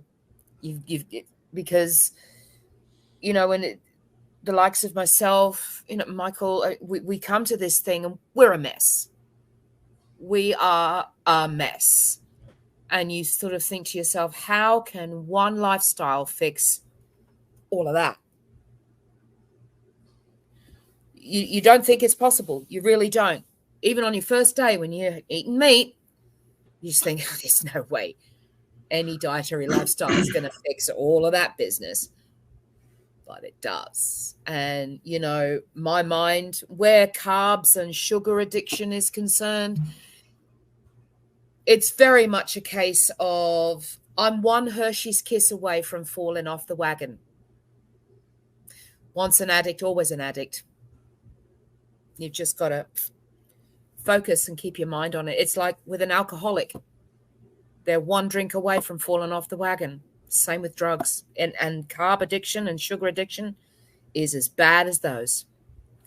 And those sorts of things occurred to me very, very quickly within the first week of starting. And when I think of a time where, for whatever reason, if there's no meat, it actually makes me well up with tears because I can't imagine eating any other way. I can't. I just can't. I too was confined, still am a bit. Walking stick. Now my shoulder is starting to suffer for it. So it's just within the nick of time.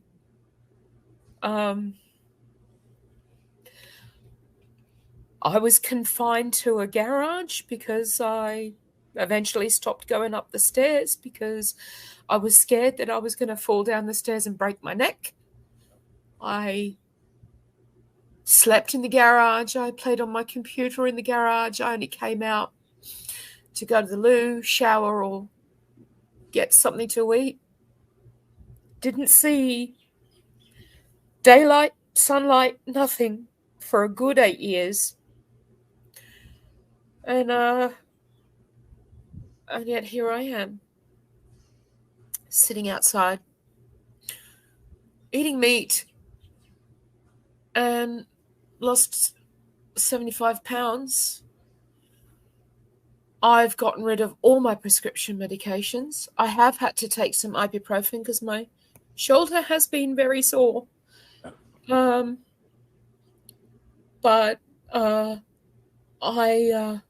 I find it very difficult to understand anybody saying that, oh my gosh, just eating meat is so restrictive. Well, with what I've just told you, I consider that more restrictive than eating meat. Because when you're not having a life, that's restrictive. So, yeah, that's my story, really. Yeah, beautiful. Oh, my story. Being overweight since a child. Grew up in an Italian family. Food was always a very important part of our culture, and always memories of my nonna. I had a few issues with my dad. He didn't like me much, and she'd be like, "Come here, Lindy. Here's some chocolate. From a secret stash." There's always that comfort eating, and I think that's where my comfort eating sort of stemmed from. And I've had a few things happen throughout life, and my mum got sick, my daughters, and it's always that comfort eating. So that was my struggle all the way through. Tried every diet you can imagine. Nothing was sustainable. I'd lose a few kilos and then just fall off the wagon. When I was around 25, I had lap band surgery because the doctor told me that was the cure. That was going to fix me. And, it wasn't me. Had my lap band surgery. I had to go on those Optifast shakes first to shrink my liver to prepare me for surgery, and I lost more weight on those Optifast shakes than I did with the actual surgery. But obviously that's not sustainable either, just having those stupid shakes. It was torture for the couple of weeks that I had them. It was a real struggle. Yeah, they were awful. But it didn't fix the root cause of my problem. Comfort eating was still there, and then I had a double whammy. I couldn't eat anything. Everything got stuck and I would throw up, which I guess is what the surgery is supposed to do. So in itself, that is another form of torture. So the only things I could keep down was a bit of like sucking on some chocolate or having a little bit of ice cream, but even that would get stuck, ice cream, if I ate it too quickly or whatever. Eventually, I think my pouch sort of stretched. Managed to get up to 800 pounds plus or minus by my birthday, 50th birthday. I have no idea because my scales didn't go up that far. And my sister did keto and sort of said, "Oh, why don't you give this a try?" So I thought, give it a go.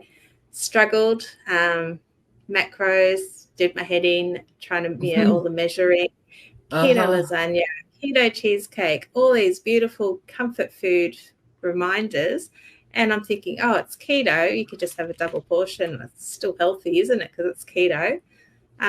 It still wasn't fixing that root cause of the issue until I found Dr. Berry and saw his Carnivore video and thought, this guy's crazy, but what do I have to lose? I was stuck in my house. I've been confined to my house for pretty much 6 years, couldn't do anything. I literally managed to walk from my bedroom to the couch in here.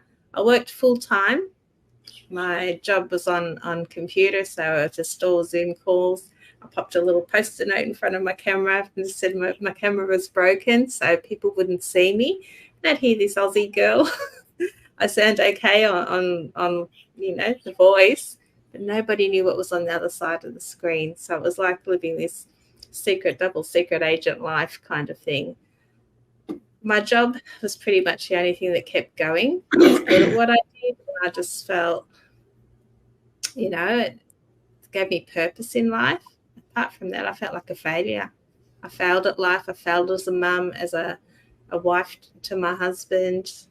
My poor girls were without a mum. They were caring for me, which was not good.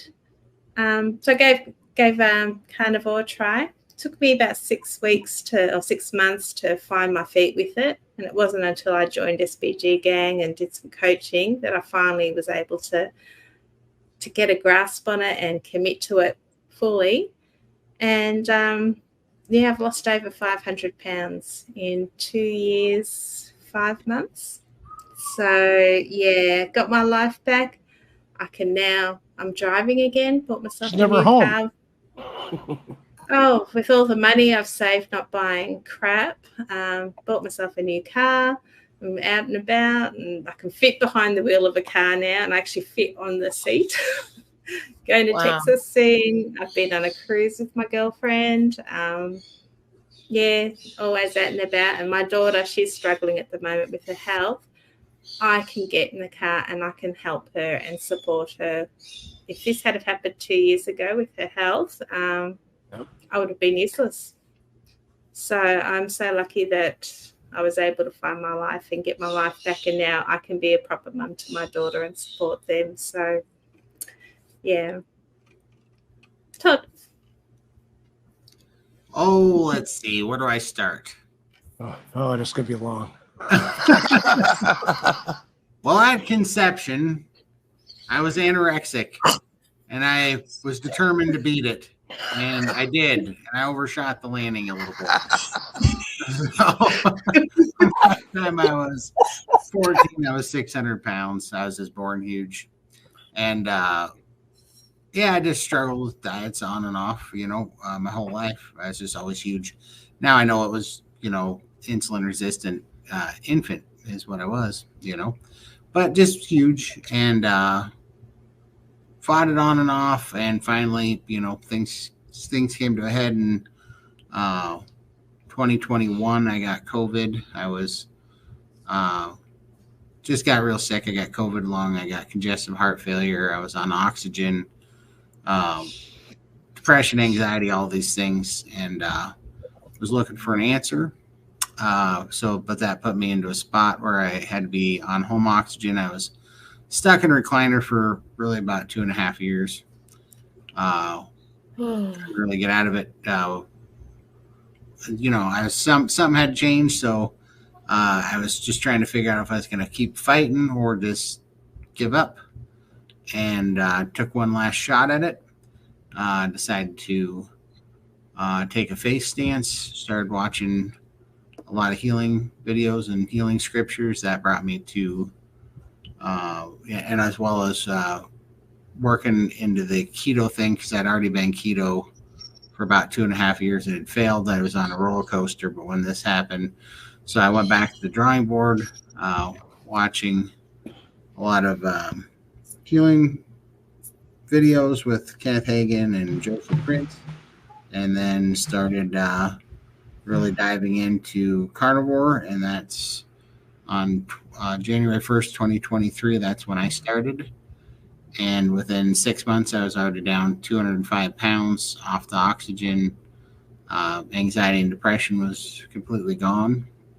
And that's when I knew things were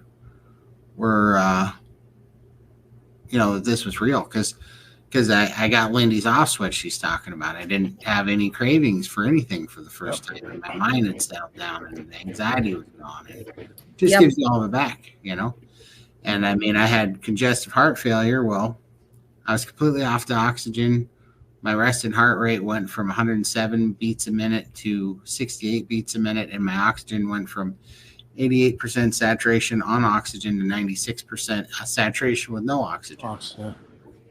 Completely got my mobility back. Just, and now I'm 18 months in. I'm 270 pounds down. Composition changes have been incredible. My strength is back, and I feel better and better every day. And now I have no addictions. I mean, I'm even off of. I mean, even my nicotine habit, a 26-year nicotine habit, is completely gone. It just took everything away. Like I started realizing those addictions and compulsive natures were due to dealing with screwed up hormones and insulin resistance, and messing with our anxiety and our cortisol levels. Right? We need to medicate those with food and sugar. It's just a drug. The sugar was a drug, no different than an alcoholic or a drug addict. That's what it was. And so that's where I am today. And me and Lindy found each other because we both did a YouTube channel at the same time because of Bill Knott in Alaska, because we were both looking for somebody that was 700 plus pounds like we were. And so we both started a YouTube channel to reach out to Bill to let him know that this does work. And that's how this came about. And that's why this is called 700 plus pounds and counting down, because we realized, who knows how many people are out there like us.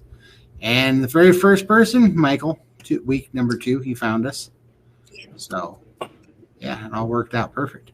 And now we're getting more and more awesome people coming in here. We're enjoying doing these shows, going to keto or Hack Your Health. Can you believe that? We're going to Hack Your Health.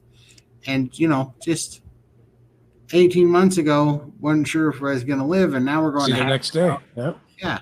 Yep. We're doing a live stream with all the doctors that we were listening to. And now they're going to be at a table with us eating our steak. So, yeah, for any of you guys that don't know, we're doing a live stream in Texas on June 1st at 7 p.m. on a Saturday, 7 p.m. Texas time. And we are having Dr. Baker, Dr. Kiltz, Dr. Chafee. Yep, Dr. Bill, Kiltz, Chafee, Dr. Avadia, yeah. And the last stack of butter gangs, yeah. Yep. Wow. Big names. Carrie Dr. Mann, Baker. Yep, Dr. Baker. And it's going to be awesome. So, I mean, it's pretty incredible how far that came so quickly, So, it's pretty amazing. Wow. Yeah. But no, and I mean, it happens so fast, right? It doesn't take long to turn your life around, And this time's going to go by fast no matter what.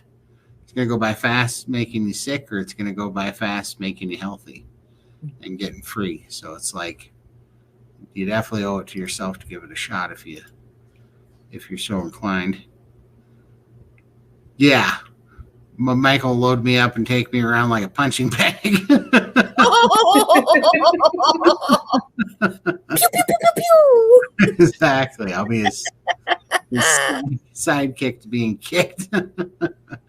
I put it in water.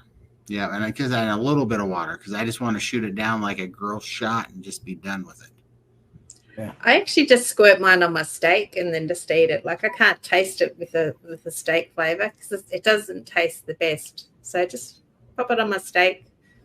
You barely even notice it's there. For me, not the way I'm doing it now. Before that, I was putting a couple drops in my eggs, but now that I've increased how much I'm taking, I just put water in my mouth and then just put an eyedropper full in my mouth and drink it down. Sure, it doesn't taste good, but get it down and Get it over with. That's right. That's why Medicine doesn't taste good, does it? No, it's not supposed to. It's not supposed to. Most of it does because it's loaded with sugar. Yeah. We absolutely are going to be doing our show in Texas, and we're going to be at the Healing Humanity fundraiser, likely, or right thereafter. And we are definitely going to be doing it, because when else are you going to see me and Lindy on the same camera? It's going to be crazy. That's a good point. I didn't think of that. And it's not going to need a wide angle lens. Not, well, easy. It's going to need a bit of a wide angle lens, but But not the widest of not angles. not as much as it did before. To fit a hash in it, yeah. Oh no, she didn't. And always the hack is drug into this.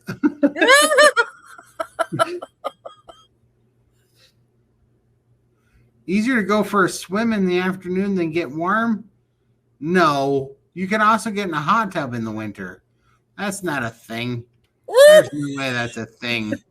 You can't swim. Here we go. You can't swim when you're working. And you know how much fun it is to work when you got swamp crack all day? Like, that's just, how do you do it? Like, oh my gosh. I couldn't do that. You're walking around going squishy, squishy, squishy, squishy all day. That's absolutely terrible. Good Lord. And this current, I'm not a very good faster, but this current fast I'm leaving open-ended. I'm just going to fast until my body says no more. So not putting a time frame on this one. I think it's the best way to do it. Yeah. Yeah, I think you have to. I had to pull the plug last week at 5 days, and I'm happy I did, because I've done this enough times where if I push it, then I can't fast for weeks later. Like, I don't want to fast for weeks because my body's freaked out about it. But as soon as the first signs where you know you need it, if you just feed it, if you just refeed, it's kind of like, there's some, gym rats and personal trainers that'll talk to you about, instead of pushing 105% every time you go to the gym and then have to spend 3 or 4 days healing, they're like, work to, like, because there's a theory in the gym that you work until failure. You literally push until the muscle fails, and then you got it all right.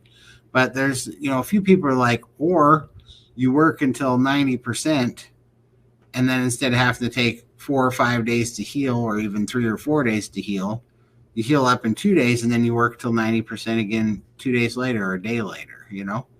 And then because their theory is that the overall is that at the end of the month and the end of the year, you'll have worked out more days with more reps than you did by going to 100% failure, because the downtime was so much.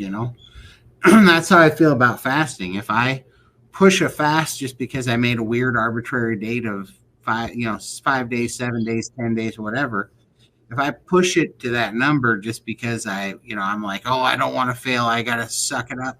Nope. I do that, then I don't get to fast the next week or the week after, because my body doesn't want to, and it takes too much recovery time. Now, I just did a 5-day fast 3 days ago, and I'm back into at least another 5-day fast. So that's pretty incredible when you think about it, because at the beginning of this year, I had to do a 5-day fast, and I overshot it, and it hurt, right? And so I wasn't able to fast for a while.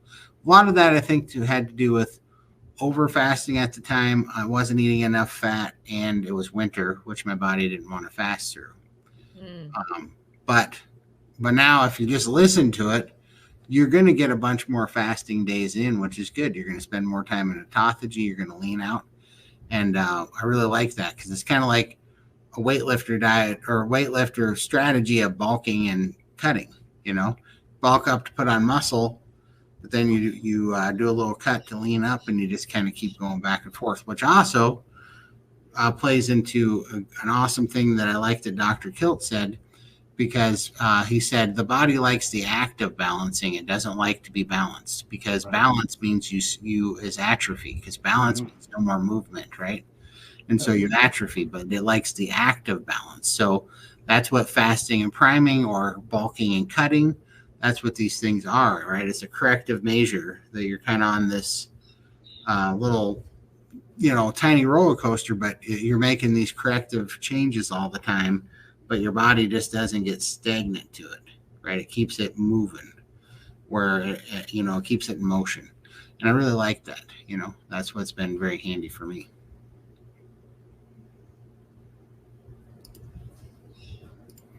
That was a long answer to Lindy's question.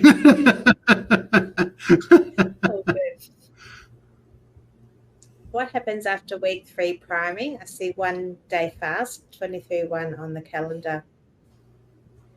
That is a question for people above my pay grade. No, it's ask that in the open chat tomorrow, and Amy will be able to show you the rest of the calendars if that's what you're asking, because I don't have them memorized. But yeah, check that out in the open chat, and Amy can hook you up with those calendars. Electrolytes. I'll switch into lemon water. Is that good? So Be that's what better I than drink having the sometimes. aspartame. Yep. Yeah, for sure. Yeah. For sure. And I mean, you can do Dr. Berg's stuff too, and it's got Too sweet. Oh, Yeah, it's too sweet for me too. yeah. You can do LMNT, then it's a little bit expensive. You can do snake juice. I can say something about the LMNT. The Yep. flavored ones. The flavored ones. They use stevia as their sweetener, which is fine. Some people like it. I don't. Can't stand stevia. But there is a little bit of maltodextrin in the flavored ones as a carrier to offset the bitterness. Now, be careful. Maltodextrin is worse than sugar. Marketed as 0 calorie, which it is, of course. It is. But it's a tricky one. You're better off just dispensing with aspartame. Those sweet and low, equal sweeteners, all of those things, I got rid of them. I went to monk fruit. Stay away from it. Read the label. Stay away from anything with maltodextrin in it. Because, yeah, that was an eye-opener and a half. Just, if you need electrolytes, if you're going to buy them, get the raw electrolytes. Stay away from the flavors. You're better off just putting like half a teaspoon of monk fruit in anything if you must have a bit of sweetness. But, yeah, that's all I'm going to say about that. It's good. I've gotten to the point where I don't need electrolytes, but it took me 9 months to get there for sure. And now I get it out of my food well enough. I keep starting carnivore and then I F up and try again. But how do you commit fully? The why. That's right. The why It's is the why. Yep. Anytime you want to ready to give in, ask yourself why you started it in the first place. Yep. Dig deep. And look at the stuff that you have to gain. Yeah, I think to expand on that, I agree with the why, but the why comes from knowledge, because you don't even understand your why yet. You know, a lot of times you don't fully have it figured out. I mean, some of you do for sure. Like, because if you get sick enough, that becomes your why, and it becomes a very, if it brings you to your knees, that becomes an easy why. But also, when I was doing it, the thing that really fortified my why was when I realized that we'd been lied to, right? And that our food environment had been screwed up. And then my why really became, I shifted from thinking that I was broken to understanding that I was being attacked now by our environment, our food system, by money, that there are powers that be that are making us sick on purpose, and they're doing it for profit, right? And it's not even a doubt in my mind anymore. And when I saw that, if you had a bully that you couldn't stand and you detested him, and he was trying to beat you up every day, would you bring him money? Would you buy his products and give him money to empower him to keep fighting you? And so when I look at sugar and all that crap in the stores, those donuts, this junk, these sodas, the medication, even, the prescription medication, I'm funding the war against myself when I do that, right? And so I don't want to play these guys a game. These people that have, as far as I'm concerned, they killed my brother, they killed my dad, or, made him sick too for a long time. They're the reason my mom probably has Parkinson's disease. They're the reason that, my brother deals with some MS stuff, and, that my sister had gastric lap band surgery and my mom had gastric bypass surgery. All of these things, I see it, and I see everybody sick. There's 3 people, friends that I know in the last 2 years now have committed suicide because of mental health and drug things, right? And I see this, and I just don't think it has to be. Definitely a large portion of this could have gone away, and now I see that from learning what's going on, and now I think about it every day before I make a choice to not give these people money, because these people use that money to lobby places and pass laws and get stuff pushed through the FDA and put commercials on the radio and steal shelf product and push out local farmers that are making healthy stuff, and then they try to regulate it so that we can't have local farmers and they can't grow local healthy beef and have chickens and stuff. So anyhow, long story short, that became even a more bigger why for me than just trying to save my life at first. Now it's like we're at war, and I don't know, it's kind of personal. And that came from really learning what was happening. So I don't know. That's my why. Well, mine was to lose weight, obviously, at the start, but now I just feel that's more the cherry on top, the weight loss. It's all the other benefits that I've got from this way of eating, the confidence I have now, just everything. It's changed my life completely. So, yeah, I don't know if weight loss is really a strong enough why. If you only have a few kilos to lose, it's, and also the mentality. This isn't a diet. This is a lifestyle. Yeah. A diet, what happens when you get to your goal weight? Do you go back to your normal way of eating and then you put it all back on again? Like, I had to realize that this isn't a diet for me. This is my new lifestyle. And it wasn't until I accepted that it made it a lot easier for me. So, and someone also mentioned priming. Priming is a great way to get rid of those cravings. If you're still having cravings, prime. Just eat meat until those cravings are gone. And if you're a comfort eater like I was, you need to find something to replace that habit. I get my little iPad out. I've got a little colouring app, paint by number. I sit there. It distracts my brain. So I'm keeping my hands busy, my mind busy by colouring in. I'm not thinking about food. So that's my new thing. And even when I watch TV at night time, my hubby and I, we sit down, we pop a movie on or a show, and that was the time we'd ring up, order pizza, I've got my iPad. I sit and I colour in while I'm watching TV. So I'm not really watching, I'm more kind of listening. It's background noise and I'm colouring in. My husband's doing his little cross stitch, and no snacks come into the house, no pizza, no nothing. And that's just been how we deal with breaking that habit. So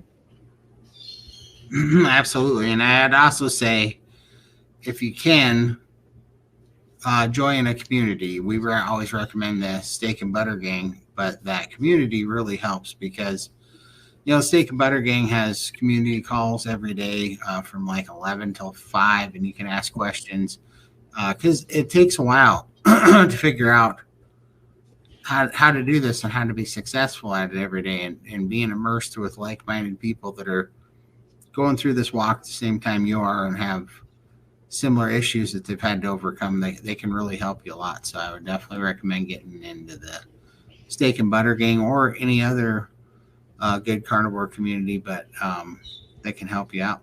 So I mean, it's just, for me, a lot of us have hit pretty sizable rock bottom. And one of the things that I've realized is that once you pull yourself out of a rock bottom, who wants to remember what it was like being in there? Nobody does. And I think that's a mistake. I think you should always remember what put you down there, what kept you down there, and why you got out. One of the things that I've seen that seems to be a very common theme when you do start carnivore is the first thing that happens is the clarity. The fog lifts and the mental health gets better. And like I've said before, for me, this eating meat is easy. It is easy. What I find very difficult is the emotional and mental part of this journey. And I kid you not, it's a roller coaster. It really is. But I do firmly believe that there is a reason why the common theme of those first things that happen, the clarity and the fog. If you've got a bit of soul searching to do, you can't do that with brain fog. You've got to have a clear head for it. Simple as that. And I have a feeling that that is why that is one of the first things to lift, so that you can start thinking clear and start focusing on what you need to do for yourself. You also have to be enough. You have to be enough for yourself. Do you love yourself enough to do this for yourself? I told my kids and my husband, I love you guys. You know that. Love you to death. But this carnivore lifestyle, I ain't doing it for you. I'm not doing it for you, or you. I'm doing it for me. I'm being selfish. You are allowed to be selfish about your health, because nobody else is going to do that for you. No one else can. Buck stops with you, with what you put in your gob. That's really the only thing you can control in your life, because life happens around you. Things can fall in a heap. You can control what you put in your mouth. Right. You're just going to be strong. And you have to look at it as, is it worth 15 minutes of enjoyment? Yep. You know, and instead of going through what you're dealing with and the torture that you go through day to day, especially if you're overweight at our levels, or, you know, even 300, 400 pounds, you're miserable. Yeah. But, you know, everybody's got their limit on how much they can take. Yeah. And is that piece of pizza or whatever it is that you go to, that chocolate cake or whatever it is that you always turn to, is it worth that few minutes of enjoyment? And then you're going to regret it after it's out of your system. And you're going to say, why did I eat that? I don't know how many times I've done that in my life. And I don't want to ever go back to that. I no longer think about food. I'm free from that. And that's the biggest thing that's the biggest gift that Carnivore has given me. Yeah. No longer that off switch, like Lindy calls it, that you no longer have it constantly in your head. I could just got done eating, and 15, 20 minutes in, boom, I'm thinking about food again. Oh, I know there's a little bit more in there. I'm going to go back in there and take a couple more bites. It was so good. And I don't have that no more. Right now, I go in there, I make my meat or whatever I'm going to have, eggs or whatever, and I'm done. And I don't think about eating again no more. It doesn't come up anymore. It's so freeing. Absolutely. Yep. You're not wondering where the next meal is coming from. It may seem like it's strange, but I worry about one meal a day. And I'm not worrying about, what time is it? What time is it? What time is it? Oh, gone. Yeah, and I mean, like you said earlier, it's not restrictive, because being stuck in your house for 20 years like Michael's restrictive. It is restrictive. I missed out on so much of my life that I can't wait until I'm free to go do things again. I can't wait. Yeah. Absolutely. And you guys need to jump on a plane and come and visit us in Australia.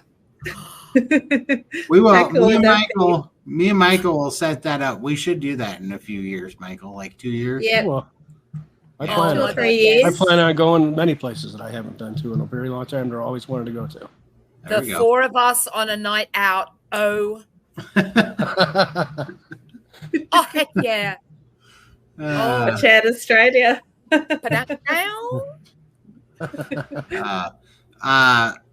Let's see. Shauna didn't hear what you said. I think she just said bubbly is what she was drinking. But yeah, I put a link to the website so she can have a look at what bubbly water is. I've seen people in the States with it, and it's available here in Australia. So yeah, that was what I started on early on to get off soda at the very beginning. Or a Soda Stream works great too. Gives you a little bit with no flavors in it. Just drink the water carbonated. You can put a little lemon juice in it if you want a little flavor, and it tastes like a Sprite. It's a nest. There we go. There you go. You're Beautiful. free. There you go. There you go. There's the tresses down. The horse's mane. That's awesome. Love your story, Michael. So strong. I'm looking forward to you announcing that you've gotten outside. I was homebound for 3 years due to anxiety. Been free since last Thanksgiving. That's awesome. That's awesome. So happy you're Beautiful. free from that. Mhm. Everybody Yep. does. Everybody's story is different, and everybody has one. Yep.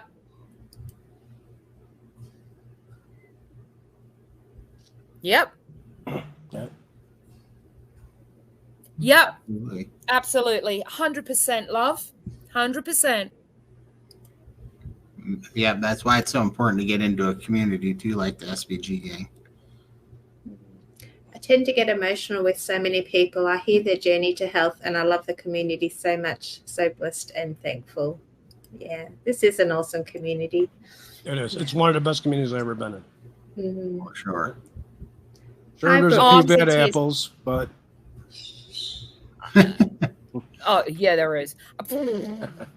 But, yeah, we're not going to go there today. Yeah, don't name the apples. no apples, no names. Did anyone see Bill Knott's latest video? He stepped outside did. on his own. And I sat on wept. his porch. Buckets. Awesome. I wept buckets. I just wept. I cried hard. I'm just, He's out. Yep, it works. I mean, that's the thing, and that's what which this is good.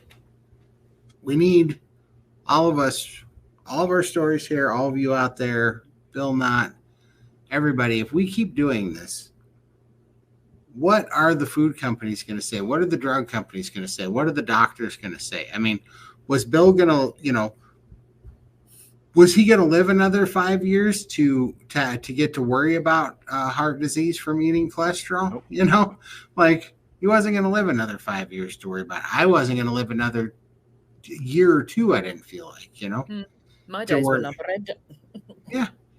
And, so it's like this whole thing about, well, it's just, it's incredible to me that they'll say, you know what you need to do is you need to have your stomach cut out and never, be nourished again, because that's going to be healthy for you and you're going to lose weight if you do that.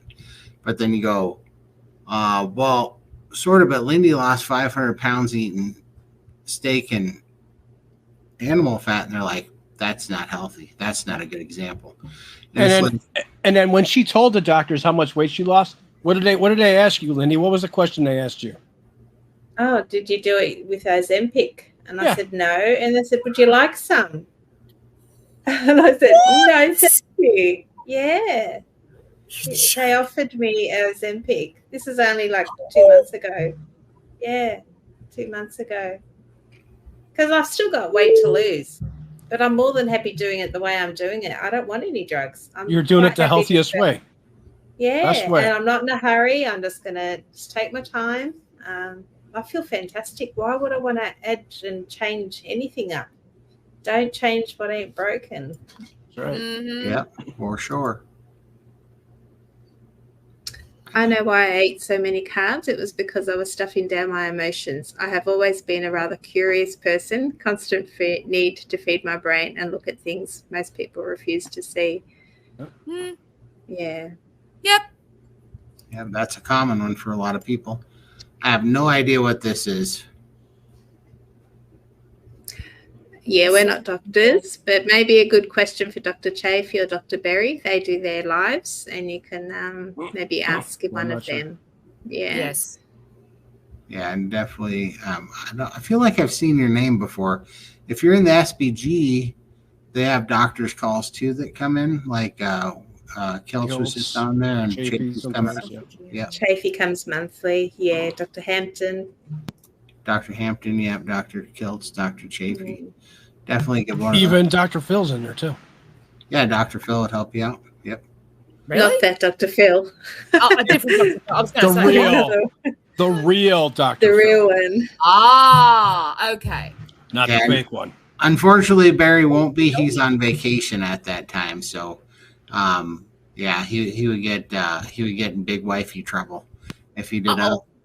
if he blew off the vacation. So no, he's on vacation. So next time though, we're hoping to get him in the future. Yeah, June 1st, 7 p.m. coming up here very shortly. About I don't know, just about 12 days, I think. 12, 13 days. I know. Going to be in a room full of celebrities. I'm so Crazy. excited. And then us looking befuddled. I'd be just going, oh, I know. Yeah. Lindy, how much weight have you lost and how long did it take you to lose it? I couldn't tell you because I don't know what my highest weight was. I say it was 800 plus or minus. Last measured weight was 750 pounds. But that was 6 years prior to my 50th birthday. But I've lost in excess of 500 pounds in 2 years and 5 months, I think it is. Yeah. So I'm around 270 pounds now. That's awesome. Yeah. Does anybody get on the tops of their feet and tops of their hands periodically? No. I do on my left foot. Like I've got shoes with a strap on it, and I actually have to take the strap off because it hurts the top of my foot. And I think that, I don't know whether it's like that's the same foot I had the neuropathy in. So I don't know, there's something's not quite right with that foot, and I find it goes to sleep often, and it is a lot better since being carnivore. Like it's not numb, and I don't get the pins and needles that I had in the bottom of the foot, but the top of my arch, yeah, still not quite right. But I'm hoping that will all fix itself up over time. Absolutely.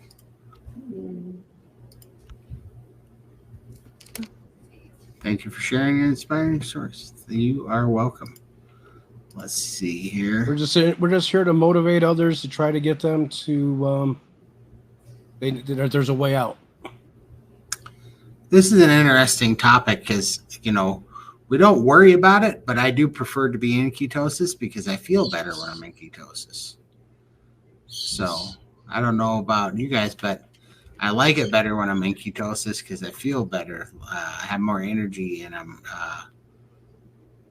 I love it. Yeah. I feel the best when my numbers are high and I'm in there.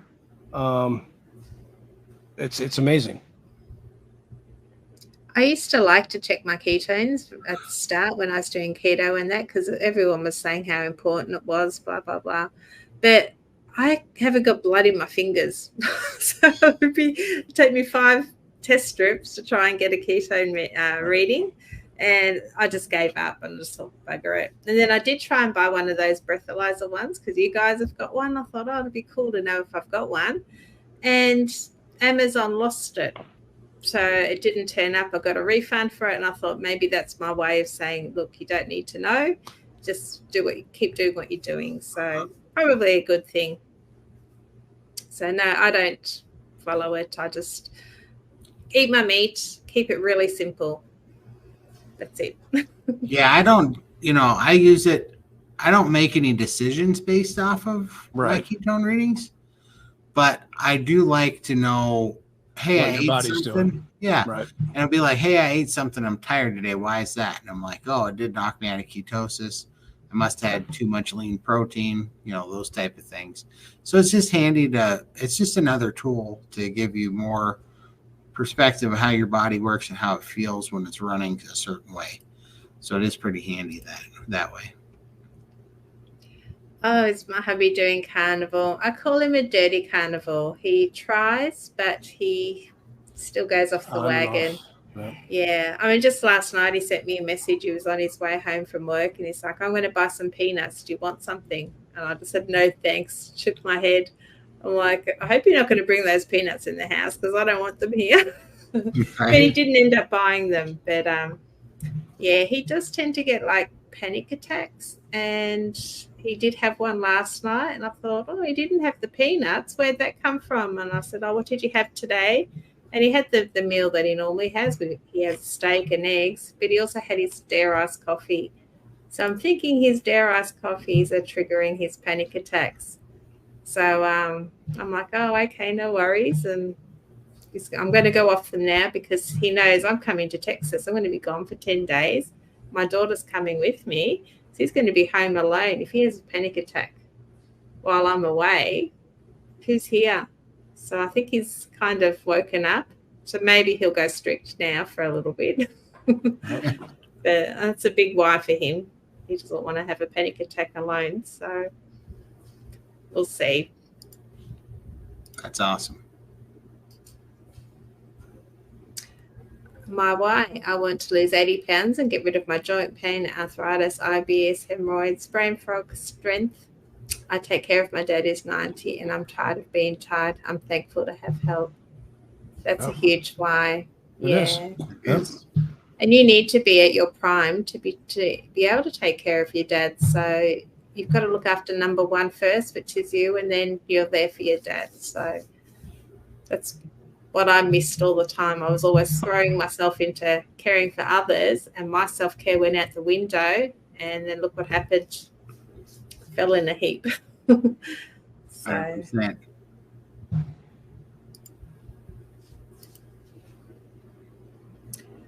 I just hit 6 months carnivore last week after a long time of yo-yo dieting. I've been in stack of butter gang since December 1st, which has been invaluable. Yay. That's awesome. Yeah, 100%. I didn't know the strength of being in groups like that, but it really can help you quite a lot, you know.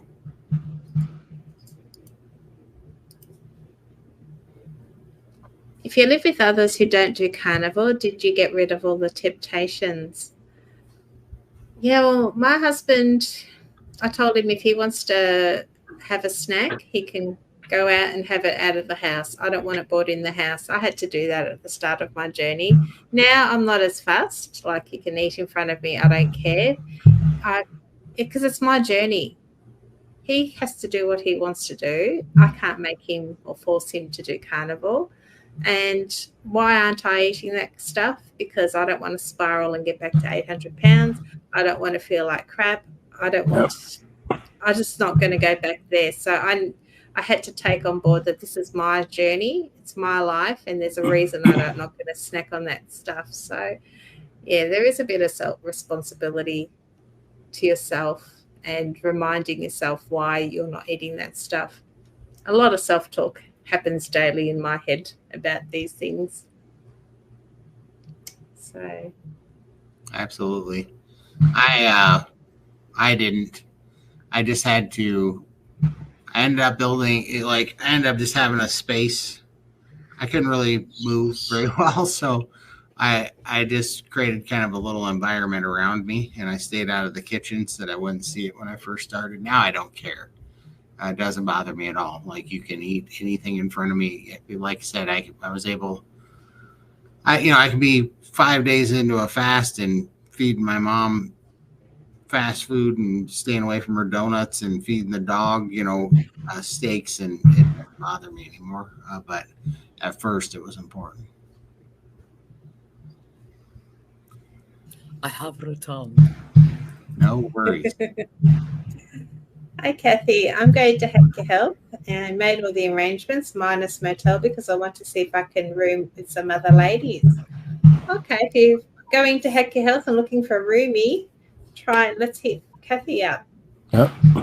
Are you in SPG, Kathy? Because I think there's actually a link it's the free forum, so you could even join the free forum. And I think there's other ladies looking for roomies there, so you could probably hook up with someone there. So I think. Yeah, I think so too.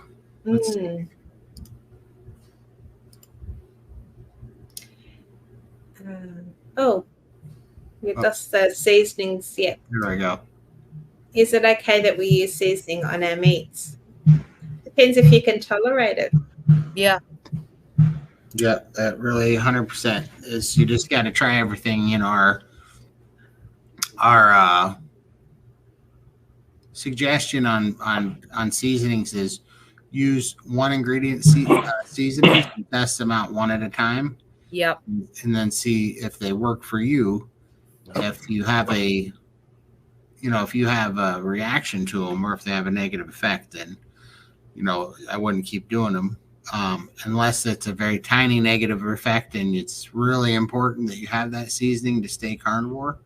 There are some trade-offs to even having something that just maybe irritates something a little bit, but it goes away quickly, but it makes it palatable to eat the food.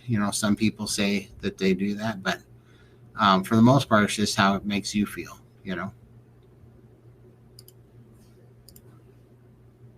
Donna, I know when I'm in ketosis because it feels great. The keto mojo meter allows me to check my glucose and ketones. Oh, I wish I could get that here. I can't get that here. Yeah. That's awesome. Do you have a certain time at night to stop eating? I like to eat it, or stop eating at least 6 hours before I go to sleep. I know that's a long time for some people, but I do not want to be digesting food when I'm trying to sleep at all. I like to try and eat by at least 7 p.m. Otherwise, I do feel it, and it's obviously for those reasons. 7 p.m. is my limit. Anything later than that, and I feel it. Yeah. I try to stop eating at I usually have dinner if I gonna do like a 2-mat or something like that. I usually have dinner around 5 p.m. And then Yeah, it takes me a couple of hours to eat my steak, so 5 to 6 is when I like to eat. But if I am feeling peckish at night, I'll have that colada. I'll just drink that, and I don't have that heavy feeling, and I can still sleep like a baby. So the egg colada recipe is really cool, or just scrambled eggs with lots of butter. It's always nice at night too. It's nice and light. For sure. I don't understand the stall. I lost 13 pounds in the first 30 days. The next 60 I lost 0 pounds. Could you explain the stall? Yeah. Yeah. Well, and there's some funny things going on there too. So when you lost 13 pounds in the first 30 days, it wasn't because you lost 13 pounds of fat.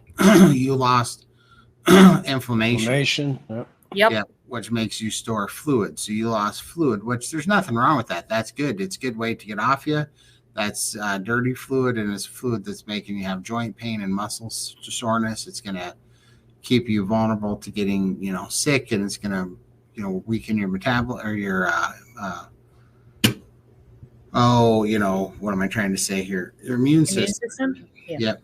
And so all those things are good to get it off, but you didn't lose 13 pounds of fat. So you only have so much inflamed fluid, but you probably lost a pound or 2 or maybe 3 at that ratio. Who knows?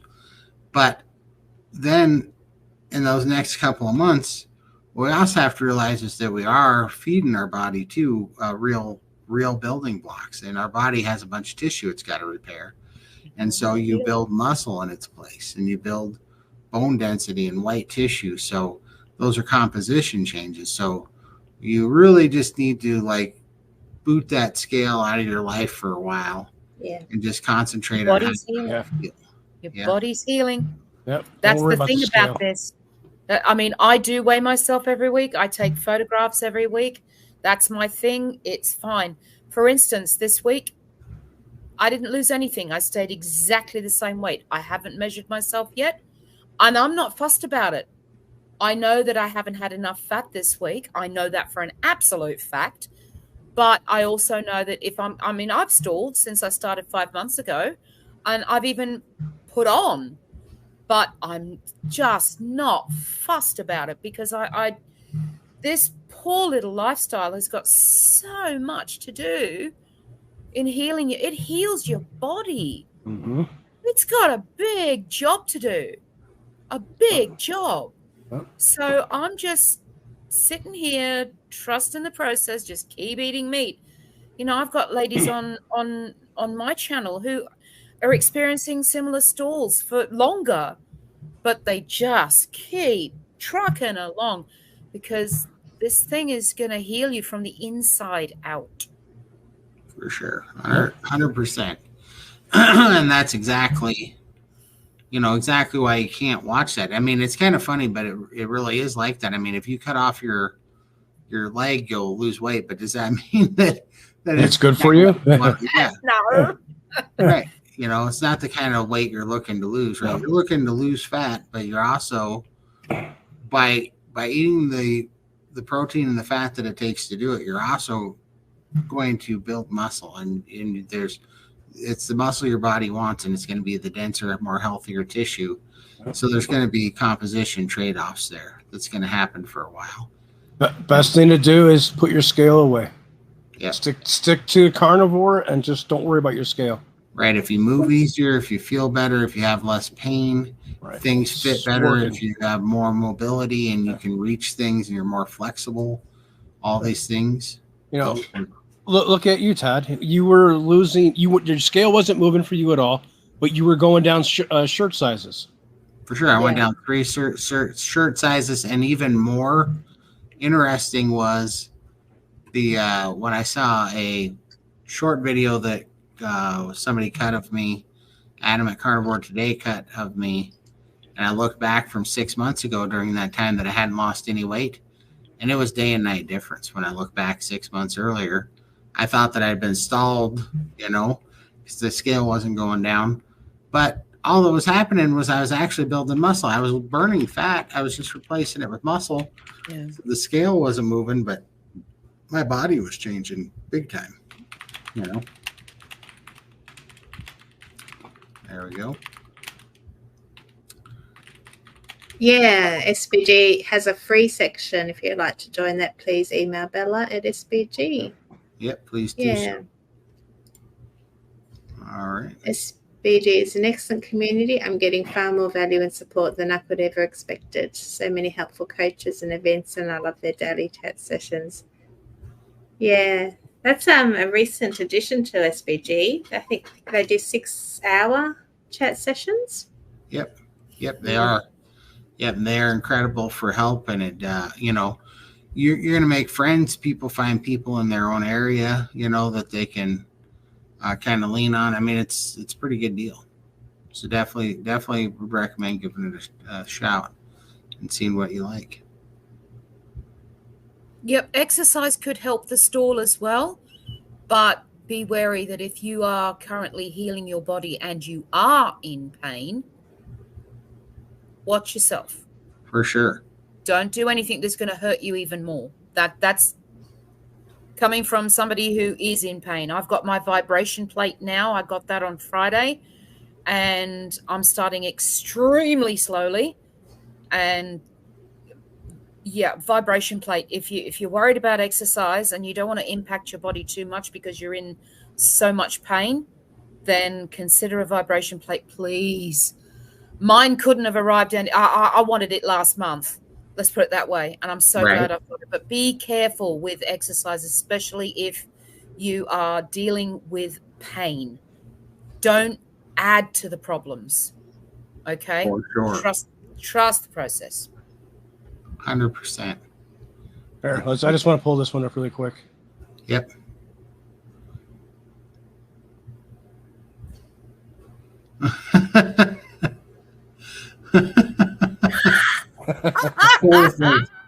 Thank you so much. Look at that thing.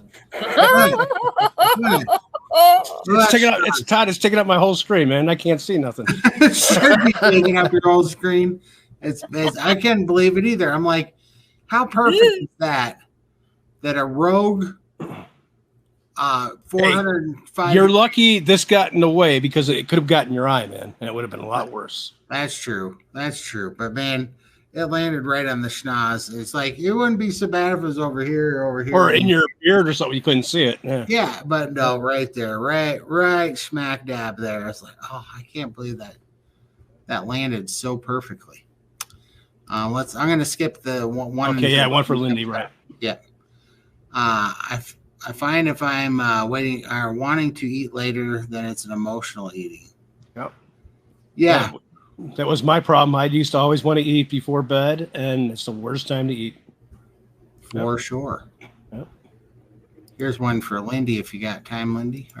Sorry, my daughter just rang me. She just left hospital. She had a pre-op appointment, and she's doing really well. And they've booked in for surgery this Thursday to have her other eye done. So That's awesome. Latest update. Yeah, so that's good. Have you heard the Australian cookware company Solid Techniques? They are my favourite carbon steel pan. No, but I'll definitely look into that. I'll type that in now. That's awesome. Oh, yeah, sorry. I find it very emotional on Carnivore. Does this go away eventually? Love you guys. Man, I hear this a lot, but it's usually from the women. So I think it must be a hormonal thing. Yeah, everything changes. Yeah. Yeah, I get emotional, but it comes and it goes quickly. It's not like it drags on forever. So, yeah, I don't know if that's my personality, but next morning it's always a new day and I bounce out of bed and I'm happy again. But, yeah, I do get emotional. I'm still learning that part, bouncing back. It takes time. Yeah. I do sometimes feel like I'm in some sort of a relationship with my ribeyes. Especially the ones that Cosette gets, right? Oh, that one. No. Yeah. That makes you want to cry, right? Yeah, I was really emotional when Cosette stole my ribeyes. The other Or day. your brisket. Yeah. Have I told you guys about the little dirty son of a gun basset hound that my neighbor has? Yeah, you told me about him. Go on, there's another story for you. That dude. That dude. You didn't grab him by the neck, did you? Like that goose? Oh, I should have. If I could catch the stubby legged little bastard, I would. That little son of a gun hides in my garage, and he waits until I order Costco meat, and then he runs up on the deck. I have to be there right now. He will run up on the deck and take my ribeyes and my bacon and stuff and run off with it and eat it. So this is like, I don't know, first world hunting for him or something. He stalks my deck waiting for the Instacart driver to drop off Costco meat, and then he freaking pirates me. Your neighbor probably taught him how to do this, and he brings a steak home for him. Dude, you would not believe how for those short little legs, he sure moves quick, because I was maybe 4 seconds late the other day. I normally know to be there right when they get there. I was 4 seconds late. That dude took a pound out of a 7-pound pack of hamburger and got off with a pound of it. He was just leaving little meat crumbs all the way off the deck. Wow. That little shit. Oh. That little guy, and I was just like, this basset hound is porch pirating me every time I get. He's the Hamburglar, huh? He is the Hamburglar. He moves so quick, and his little, you know what a basset hound looks like. His little ears are flapping, stubby legs are going like this. Yeah. It's got a big mouthful of my freaking Costco meat every time. I'm like, if I had some bird shot, I would plant some lead in that thing's butt. Does it every time.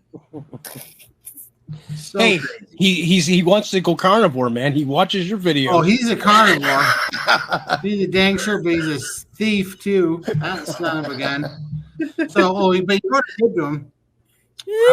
I was fasting last week, and I forgot. He was fasting too, because you weren't ordering anything. And I forgot my fasting schedule, and so I had like 7 dozen eggs go bad. And I was like, you know what I'm going to do? And I put them out on the deck, and I was like, here, boy, come on. Because I'm like, I want him to go and eat all those eggs and go to his owner, and I want him to let out the biggest stink bomb and diarrhea fest in that dude's. Knowing him, he'd leave you a surprise on your deck. Oh, he would. He would return right in the egg cartons for me right on the deck, I'm sure. But he did eat some of those eggs, and so I'm wondering what happened, because he ate a bunch of rotten eggs, and I hope that he just went and like mustard gassed his owners to death so that they get a little payback, because that dude, they must never feed him, because he just sits out there and he lives off of my groceries. Well, unlike the caveman, he knows where his next meal's coming from then. That is a fact. He knows. He waits until he's probably waiting out there right now, Todd. Oh, I guarantee you, if I walk out, I guarantee you, if I walk out here for most of the time during the day, if I walk out here and go in my garage, he's hiding behind the boxes waiting for Yep. Yeah. That's it. It's crazy. Once because I know every time I let Cosette out or the cat goes out there, he goes running off. Freaks off. Oh shit. You need to set up a little camera out there, man. I do. Show the neighbors how many times he's gotten away with ribeyes before. He took a whole pork belly one time. Oh, send your neighbor a bill. I should. Like, oh, that dog. So crazy. So funny. Worst case scenario, you might need to puree all foods with whatever that word is. What is that word? Esophageal. Esophageal. Sounds like a throat thing. Yep. Yeah, it's esophagus. Esophagus. I gotcha. How much fat should we be eating? I don't think that's a tough question for everybody, but I personally am just going to tell you what I do. So I eat a 1 gram of protein for every lean pound of body mass that I want, what I think I'm going to have. And then I double the fat, which is an awful lot for me because I'm a big guy, right? So I'll eat sometimes up to 400 grams of fat a day, which by itself is pretty much, it's like 3,600 calories just in fat, and not that calories don't mean anything, but to give you an idea. But that's because I function better off of a 2-to-1 fat to protein ratio, which is also known as 80-20 by calorie. But everybody's a little bit different, so it just depends on how you do on leaner versus heavier. But I think for healing, everybody should start at a 2-to-1 fat to protein ratio, but it takes a while to be able to stomach that and not be in the bathroom all the time. So Disaster pants. Yep, disaster pants. They're a real thing. Oh, yeah. You don't want to be getting your 2-to-1 fat to protein ratio in and sneeze or something. That'd be a bad day. I shouldn't laugh because I've been there. Dang. Oh. Yeah, I mean, you're driving to town, your day's going good, you sneeze and you got to turn around. Your whole day just went to shit, quite literally. Yeah. That's disaster pants. And it's a real thing, and it should come with a warning label for everybody involved. Everybody in the car, yourself, your seat, everybody. I don't actually measure my fat at all. Some days I really feel like it, so I'll have tallow or butter or whatever. And then other days I just don't feel it. I just can't stomach it. So I just go by how I feel on a daily basis and just work like that. I don't measure it at all. I just put some on top of my eggs in the morning, and I fry my eggs in them, and I don't measure. It can help with a stall. It could actually make it. I mean, it can because you're gonna move fat quicker. But it's like, why are you stalling? Are you sure you're stalled?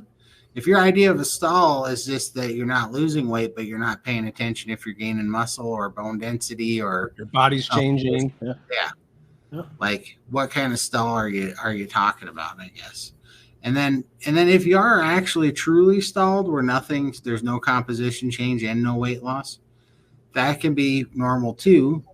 I mean, there's so many different composition changes too. There's this stuff called whooshing, where you burn fat, but then it gets replaced with water because it fills in the empty fat cell, right? Yeah. And so it takes months for that to go away. It could take 3 months. So you might be burning fat, not gaining muscle, but you're putting water in. But usually you'll see that in inches. Then you'll see a little bit extra room because it's more dense than fat.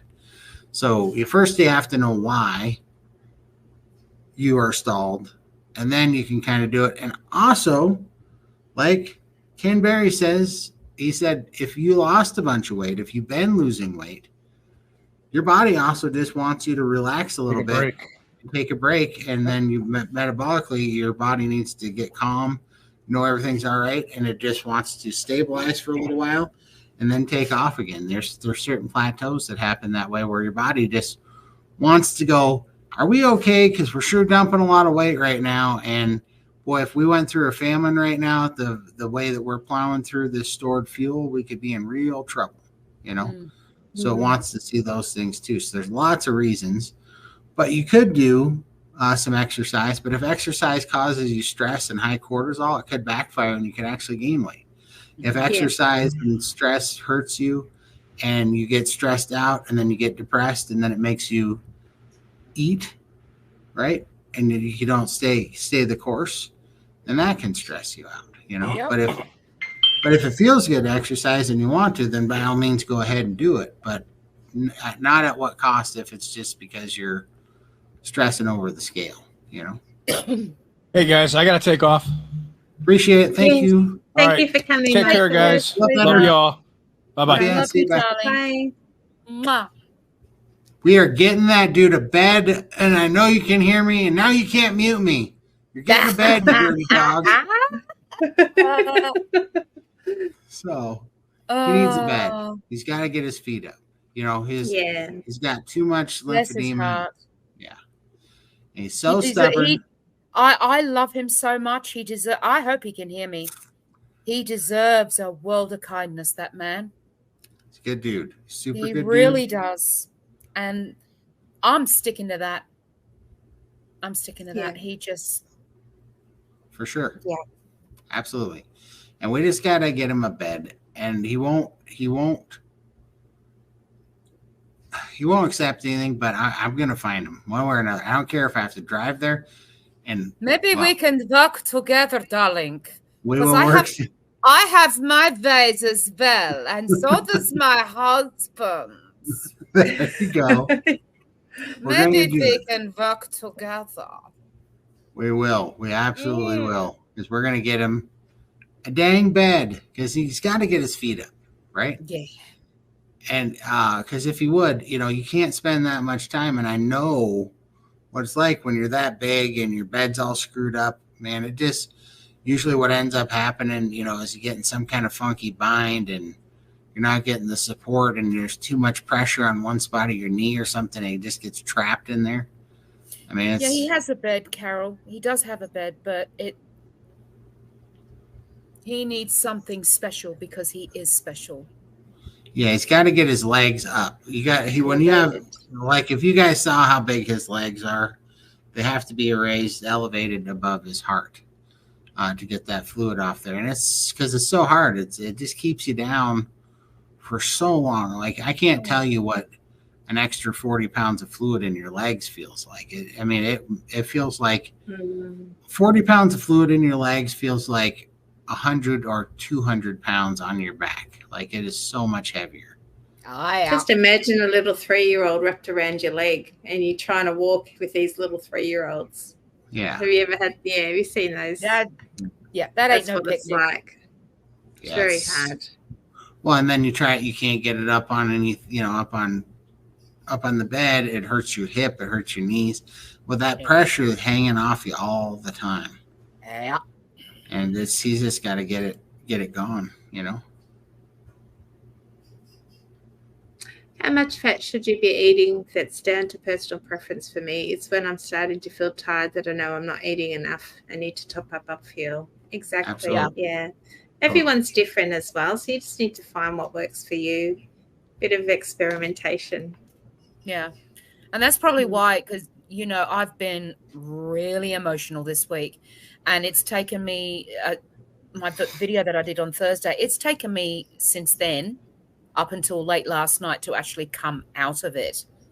And like I said, I know I've not had enough fat this week. I just know it. And that could be a very good indication, another indication that I haven't had enough fat.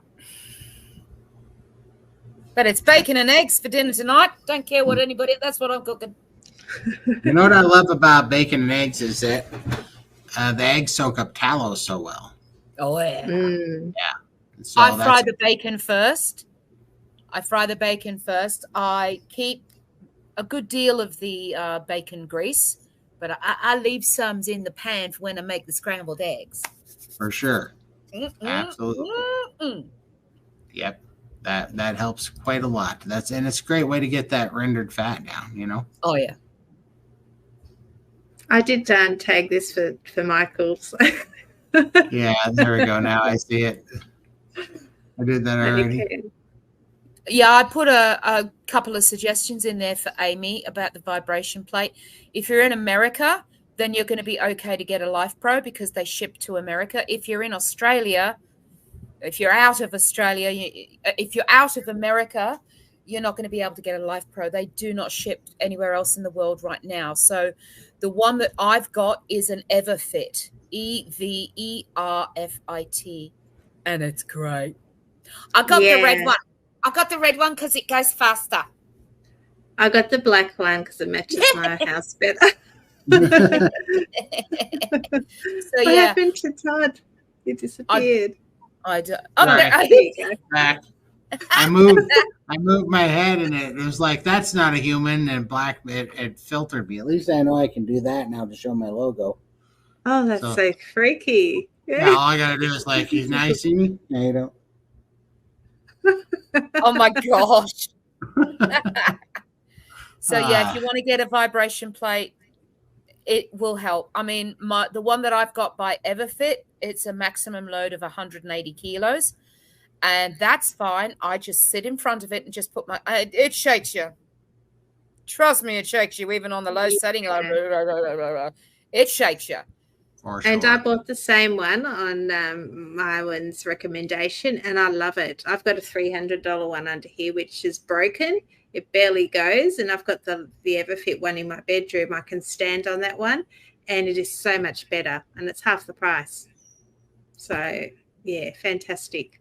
That's awesome. I'm actually going to buy a second one and replace this beast under here because I hate it. I don't understand monitoring ketosis. If we are only eating meat, aren't we already in ketosis? Well, sort of, but sort of yes and no. So Dr. Chafee would say that by not eating carbohydrates, period, we're already in ketosis. Yeah. But for the most part, or we get into ketosis and we have autophagy happen just by not eating carbs. That's true too, but also the level of ketosis, it makes a difference. You can't get knocked out of ketosis from eating meat because our bodies have a process called gluconeogenesis where it takes protein, turns it into glucose, and that glucose will still spike your insulin. And that insulin will knock you out of ketosis because you'll start burning glucose instead of fat for fuel, and you'll stop producing ketones. So basically, everybody has a threshold of how much meat, protein they can digest at a given time. And it's that different for everybody based off of how fat adapt, how well you can get to your stored fat, how much dietary fat you're eating. It's kind of got some, it's just individual. Mine, I've tracked it down to being basically about 65 grams of protein. I can eat about 65 grams of protein in one setting. If I eat more than that, it's going to start creating glucose, and I can tell because I get a little bit sleepy after I eat, and I get out of ketosis. So, no, because our bodies are so smart and so good and adaptive that, no, you can definitely knock yourself out of ketosis with meat. I mean, it's not a big deal. It's not an end all be all, and it's way better than anything else, and it's not going to stop you from having progress. But if you like the feeling of being in ketosis like I do, you want to add more fat and less protein, per meal. So. That's one smart kind of old dog. Oh, yeah. Yeah, that little turd bucket. I cannot believe him. He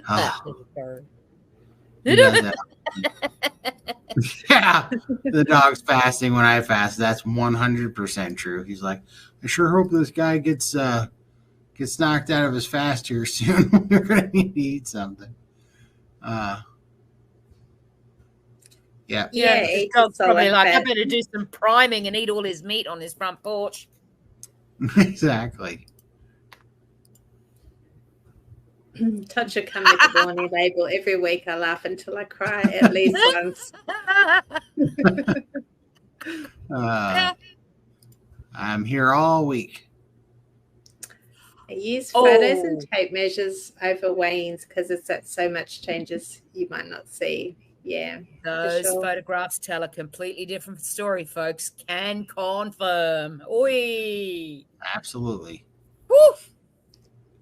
They are much better judge of what's actually happening.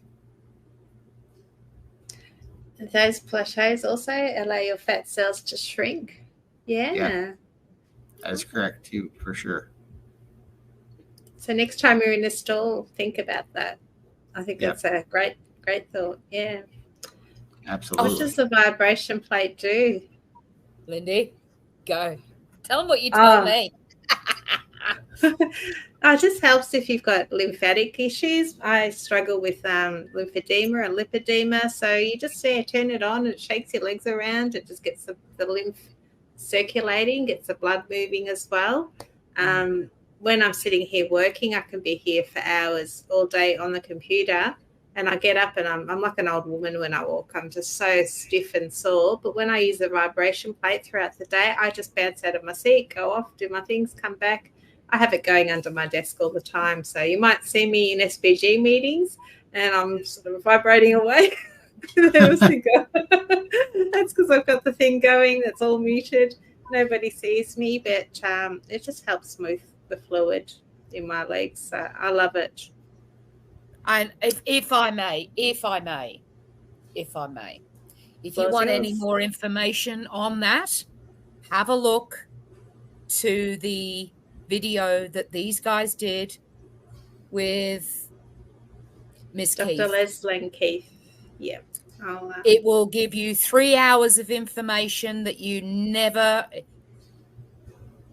Mind-blowing. Was very, very helpful. Oh my gosh, that woman, I swear. Oh, she answered questions I've had throwing up in the air. I've been juggling them since my mother died. And about how she died.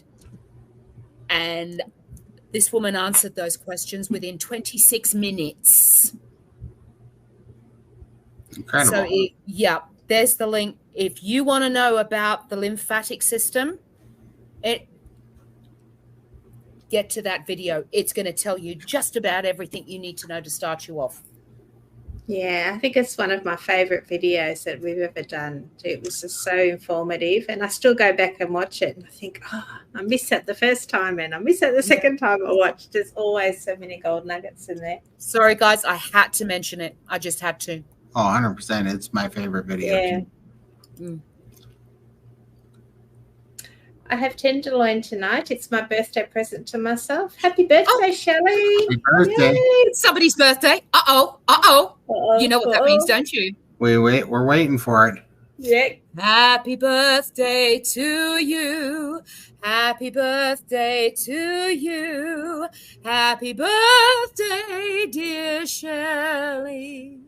Happy birthday to you. Mwah. Yay. Happy birthday, Shelley. That's awesome. When was your birthday? Is today your birthday or did it just pass? Okay, there we go.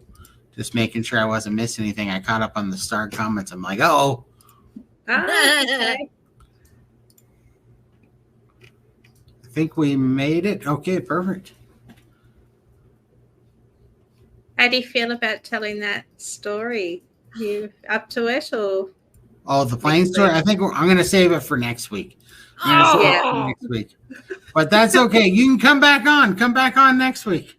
I may just take you up on that. Come back on next week. Then but I don't want people to get sick and tired of me. Are you guys not going to get sick and tired of me, are you? They're not going to. I don't want to wear out my welcome here, you know. I wish we No. could ask if people to raise their hands, but you can only do that on Zoom, can't you? Right. Sure. Oh, good. If you want me back, just comment. Just. Yep. Comment. I don't want to upset anybody. If anybody else wants to come on here, you know. Oh, there's one for you. Yes, he does. Thank you. I used to sing opera. Funnily enough, prior to starting Carnivore, my vocal cords were not doing too great. But in 5 months, the sound is resonating differently because it's even healing the vocal cords. Happy birthday, Shelley. Oh, you see, she knows. Welsh woman. There you go. Oh, okay. I think this, yeah. Standing ovation. And actually, for the previous comment to that. Yes, please come back, Myrwen. That's the original spelling of my name. My father changed the E to a Y to make it different. Oh, there you go. Fun fact. Awesome. Why did he All change right. it? Well, if you guys want me to come back next week, I would be absolutely honored. Yeah, we'd be happy to have you. Okay. Done. And then that way I can have more energy. I'm just dragging tonight for some reason. I'm even having a little, it must have been, I think it was, I didn't sleep very much at all last night. So I'm like, oh man, I'd hate to tell a flat, funny story. There's nothing worse than a flat, funny story. Let's see. There you go. Oh, wow. So it's not just me. Not just me. What I've found before starting Carnivore vocally from a singing perspective was that the voice sounded scratchy, like a scratchy record. And what it's done over 5 months is it's actually rounded and made that tone like it kind of close to what it used to be, sort of round, warm tone as opposed to scratchy. Can you give that example one more time? I'm not sure. All right. I'll give you this one. You're welcome. He's going to soundboard that. I know it. We're going to put it on a button. Okay, so you own me now, right? Okay, I get it. And watch out, because Myron's fantastic with the AI. So the AI images, you better watch out. Oh no! Oh no! Michael's already. That's fine. You can't do anything Michael hasn't already done to me. He's put me in tights and all sorts of things on AI. You and him get together, and I'll go viral, or my comedic likeness will go viral after you guys. Is that a challenge? Is that a challenge? I'm just resolved to it. I lost control of my voice. It is fuller. Nice. Yeah. So yeah, it's vocally, it's the only thing I need to work on now is my breathing, diaphragm breathing, deep belly breathing, and I'm going to be working on that in the next few weeks. Won't I, Lindy? Yes, and I'll be joining you. Yep. That's awesome. We should shout out the Healing Humanity fundraiser on Sunday. Yes, you should. What is that? June 2nd? June 2nd. Sunday, June 2nd. Sunday, yeah. June 2nd. Yeah. We should shout that out one more time. We'll get your tickets. We just want all of anybody that wants to go. We don't, because there's only about 50 more tickets left, I think, or about, I guess, 45 more tickets left. So we just want to make sure everybody knows about it and not to miss their opportunity. And fair warning, the tickets, because it is a fundraiser and it's barbecue in Texas. They are kind of expensive. They're like $175.26 with the Ticketmaster or the ticket sales fee or whatever. I don't know, because it's going through a ticket broker. But anyhow, check that out if you would. Sorry, the link was a bit long and it went on to 2 messages. So click on that last link. Oh, there you go. Yeah, sorry about that. No worries. But yeah, so check that out if you are so inclined. It's going to be Bella, Steak and Butter Gal, Carrie Mann, Homestead Howe, Anthony Chafee. Me and Lindy will be there, and I forget who else. Dr. Kiltz, Dr. Avadia, Dr. Baker. No, that's the live stream. I don't know who's coming. Dr. Lisa Wiedemann. Lisa Wiedemann. She was the other one. I don't know if the other doctors are coming to the fundraiser. Yeah. Oh, nice. Well, we will. Are you coming to the Healing Humanity? Or no, sorry, Hack Your Health at the end of the month? Because me and Lindy are coming to Austin, and we're going to have several things going on there. We're going to do a 700 plus and counting meetup at some point. I think we kind of tentatively thought about doing it on Friday at one point at 11, but in the morning. But we'll have to decide on that if that works. Remember, we were thinking about doing something at Salt Lake that one time.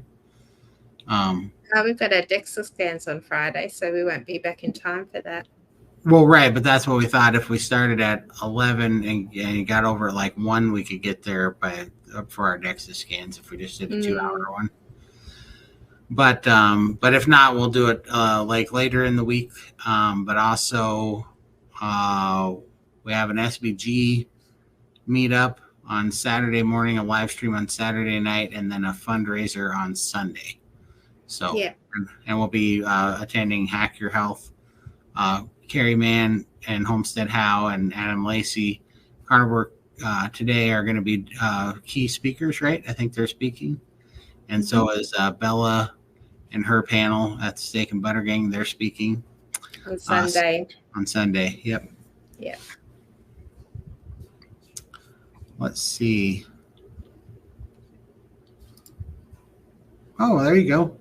Yeah, we'd love to see you for sure. Lots of places, but we're actually gonna be there for about 10 days. So well, we're definitely we'll do a community post on our channels with all the events and links to these things. So we'll set that up in the next day or 2.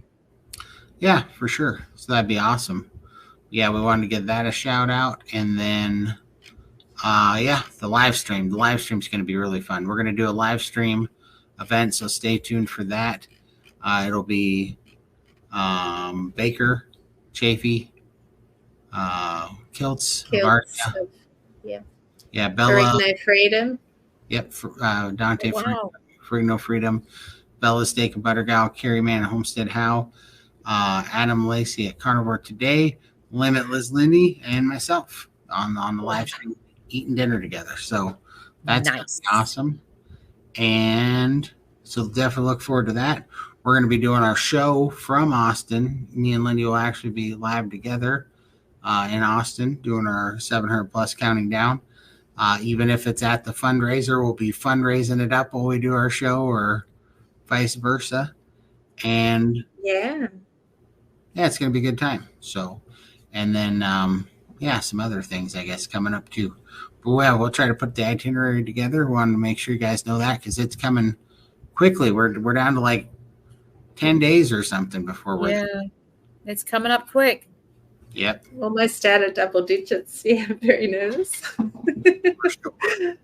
Yeah. Let's see. Am I missing anything? Yeah, that'd be a good time. What if you eat small meals to have smaller amount of protein each time would make it difficult to intermittent fast? So, yeah, that I think is absolutely key is to eat.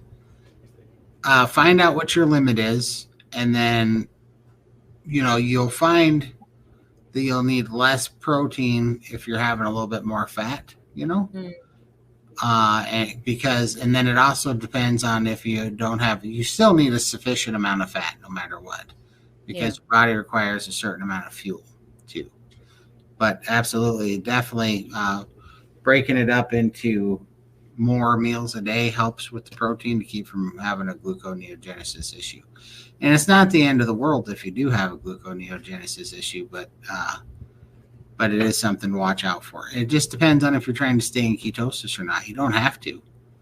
You don't have to at all. You know, in fact, it's kind of better that you don't if you want to eat more, because when you have a gluconeogenesis, you're not going to be satiated, right?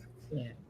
Because you're not satiated. So if you're a person that's having a hard time priming, or if you're a person that's, just doesn't have much of an appetite, or you're having, problems getting your nutrients in, then that's not the end of the world for you, That's awesome.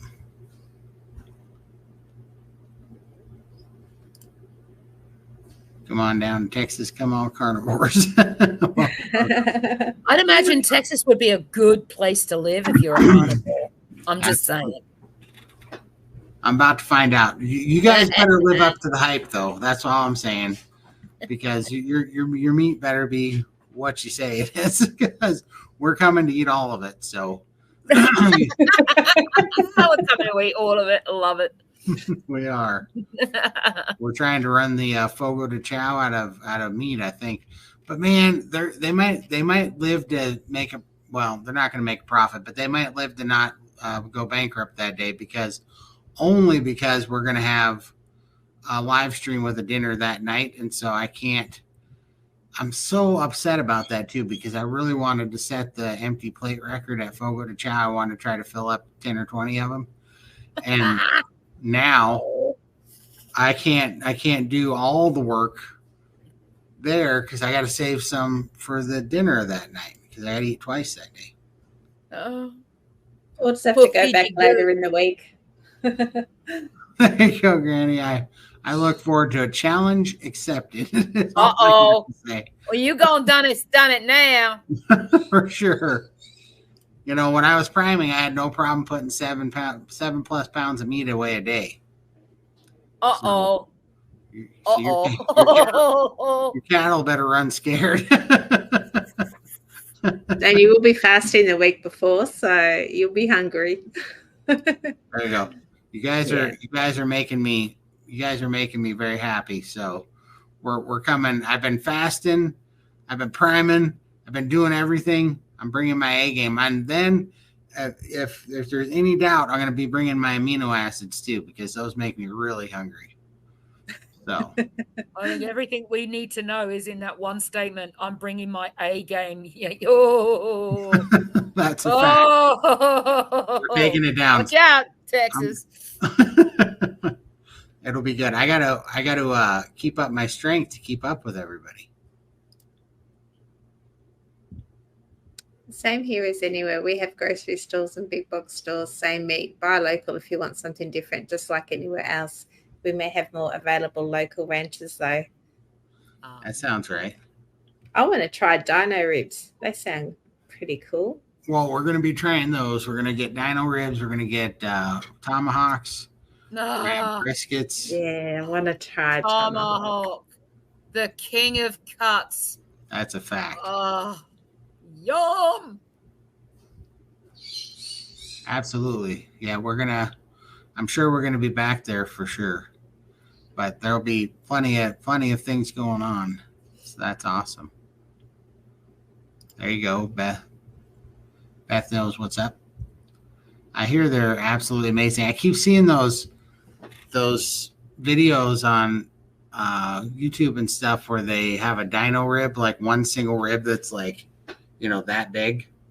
And it's in like a sandwich, like a steak and cheese sandwich, and they pull the bone out and all the meat stays in the sandwich because it's like fall off the bone tender. And it's like, where has that been all my life? Obviously, we're not going to do it in the sandwich, but everything else is going to get in my belly is what's going to happen. It's going to be delicious.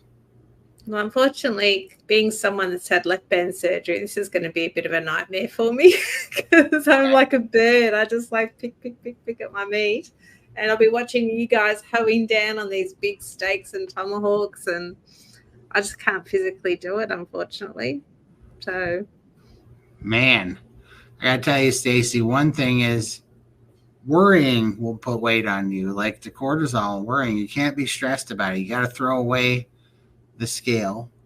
You just have to focus on if you have food freedom, like you can't stress about it. Like that's your goal, but it might not be your body's goal, so you kind of got to be okay with hitting it or not. Like keep trying, and keep doing what's best. But why are you married to that 30-pound goal weight? Maybe it's something. And what are you going to eat after you've hit your goal?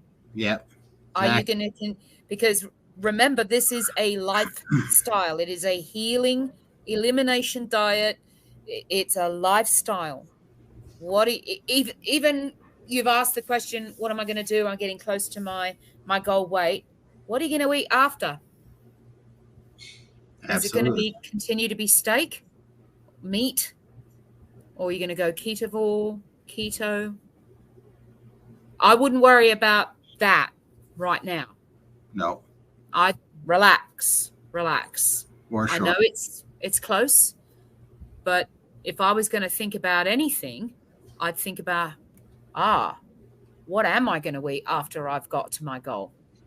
Right, because let's say that you put on some muscle and you put on some healthy tissue that would make you live longer, feel better, have more energy, did not have pain, be more resilient to getting sick or anything. But it came with a cost of maybe 15 pounds of weight. So maybe you only get within 15 pounds of your goal, but you lose the fat. Would you care? Or is just that number on the scale like the only thing that, really? My diet will remain the same as carnivore. My goal is to bodybuild. I've been putting on muscle and losing weight at the same time. Yeah. So that's awesome. That right there, that's the only reason why we ask those questions, because it's like, if you're bodybuilding, then all you care about is, you don't even want to, your original question is how do I maintain my weight? A better question, I guess, is how do you maintain your fat, your fat percentage, because that's what you're trying to lose. You're not trying to lose weight. In fact, you're wanting to bodybuild. So, and you have to kind of bulk and cut. I don't know if you're here earlier, but you're gonna have to keep going on.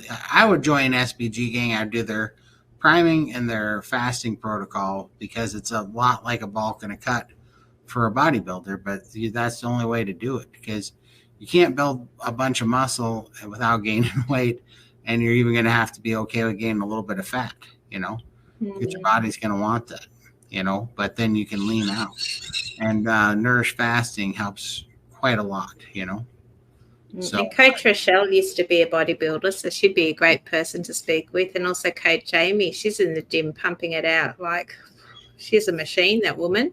So, there's some great people to speak to in regards to building muscle, exercising, and your weight there. So, absolutely. But, man, it has been 3 hours, 4 minutes, and 38 seconds. We have blown through today. You guys make this go by so fast. We appreciate y'all. It was great hanging out with you guys. We will see you next time. And I mean, it's so crazy. The next time we see you, we're going to be on a plane just 3 days later heading to Texas. Bum, bum, bum. Crazy. We only have one more show from here, and then the next one's in Texas. So, wow. We will definitely see you guys next Sunday. No, I don't miss vegetables, Carol, at all. No. I did find a new use for the broccoli. So when the waiters are carrying out my steak, I order broccoli on it, because I know if my steak's not trying to eat the broccoli on the plate, they overcooked it. Oh. So.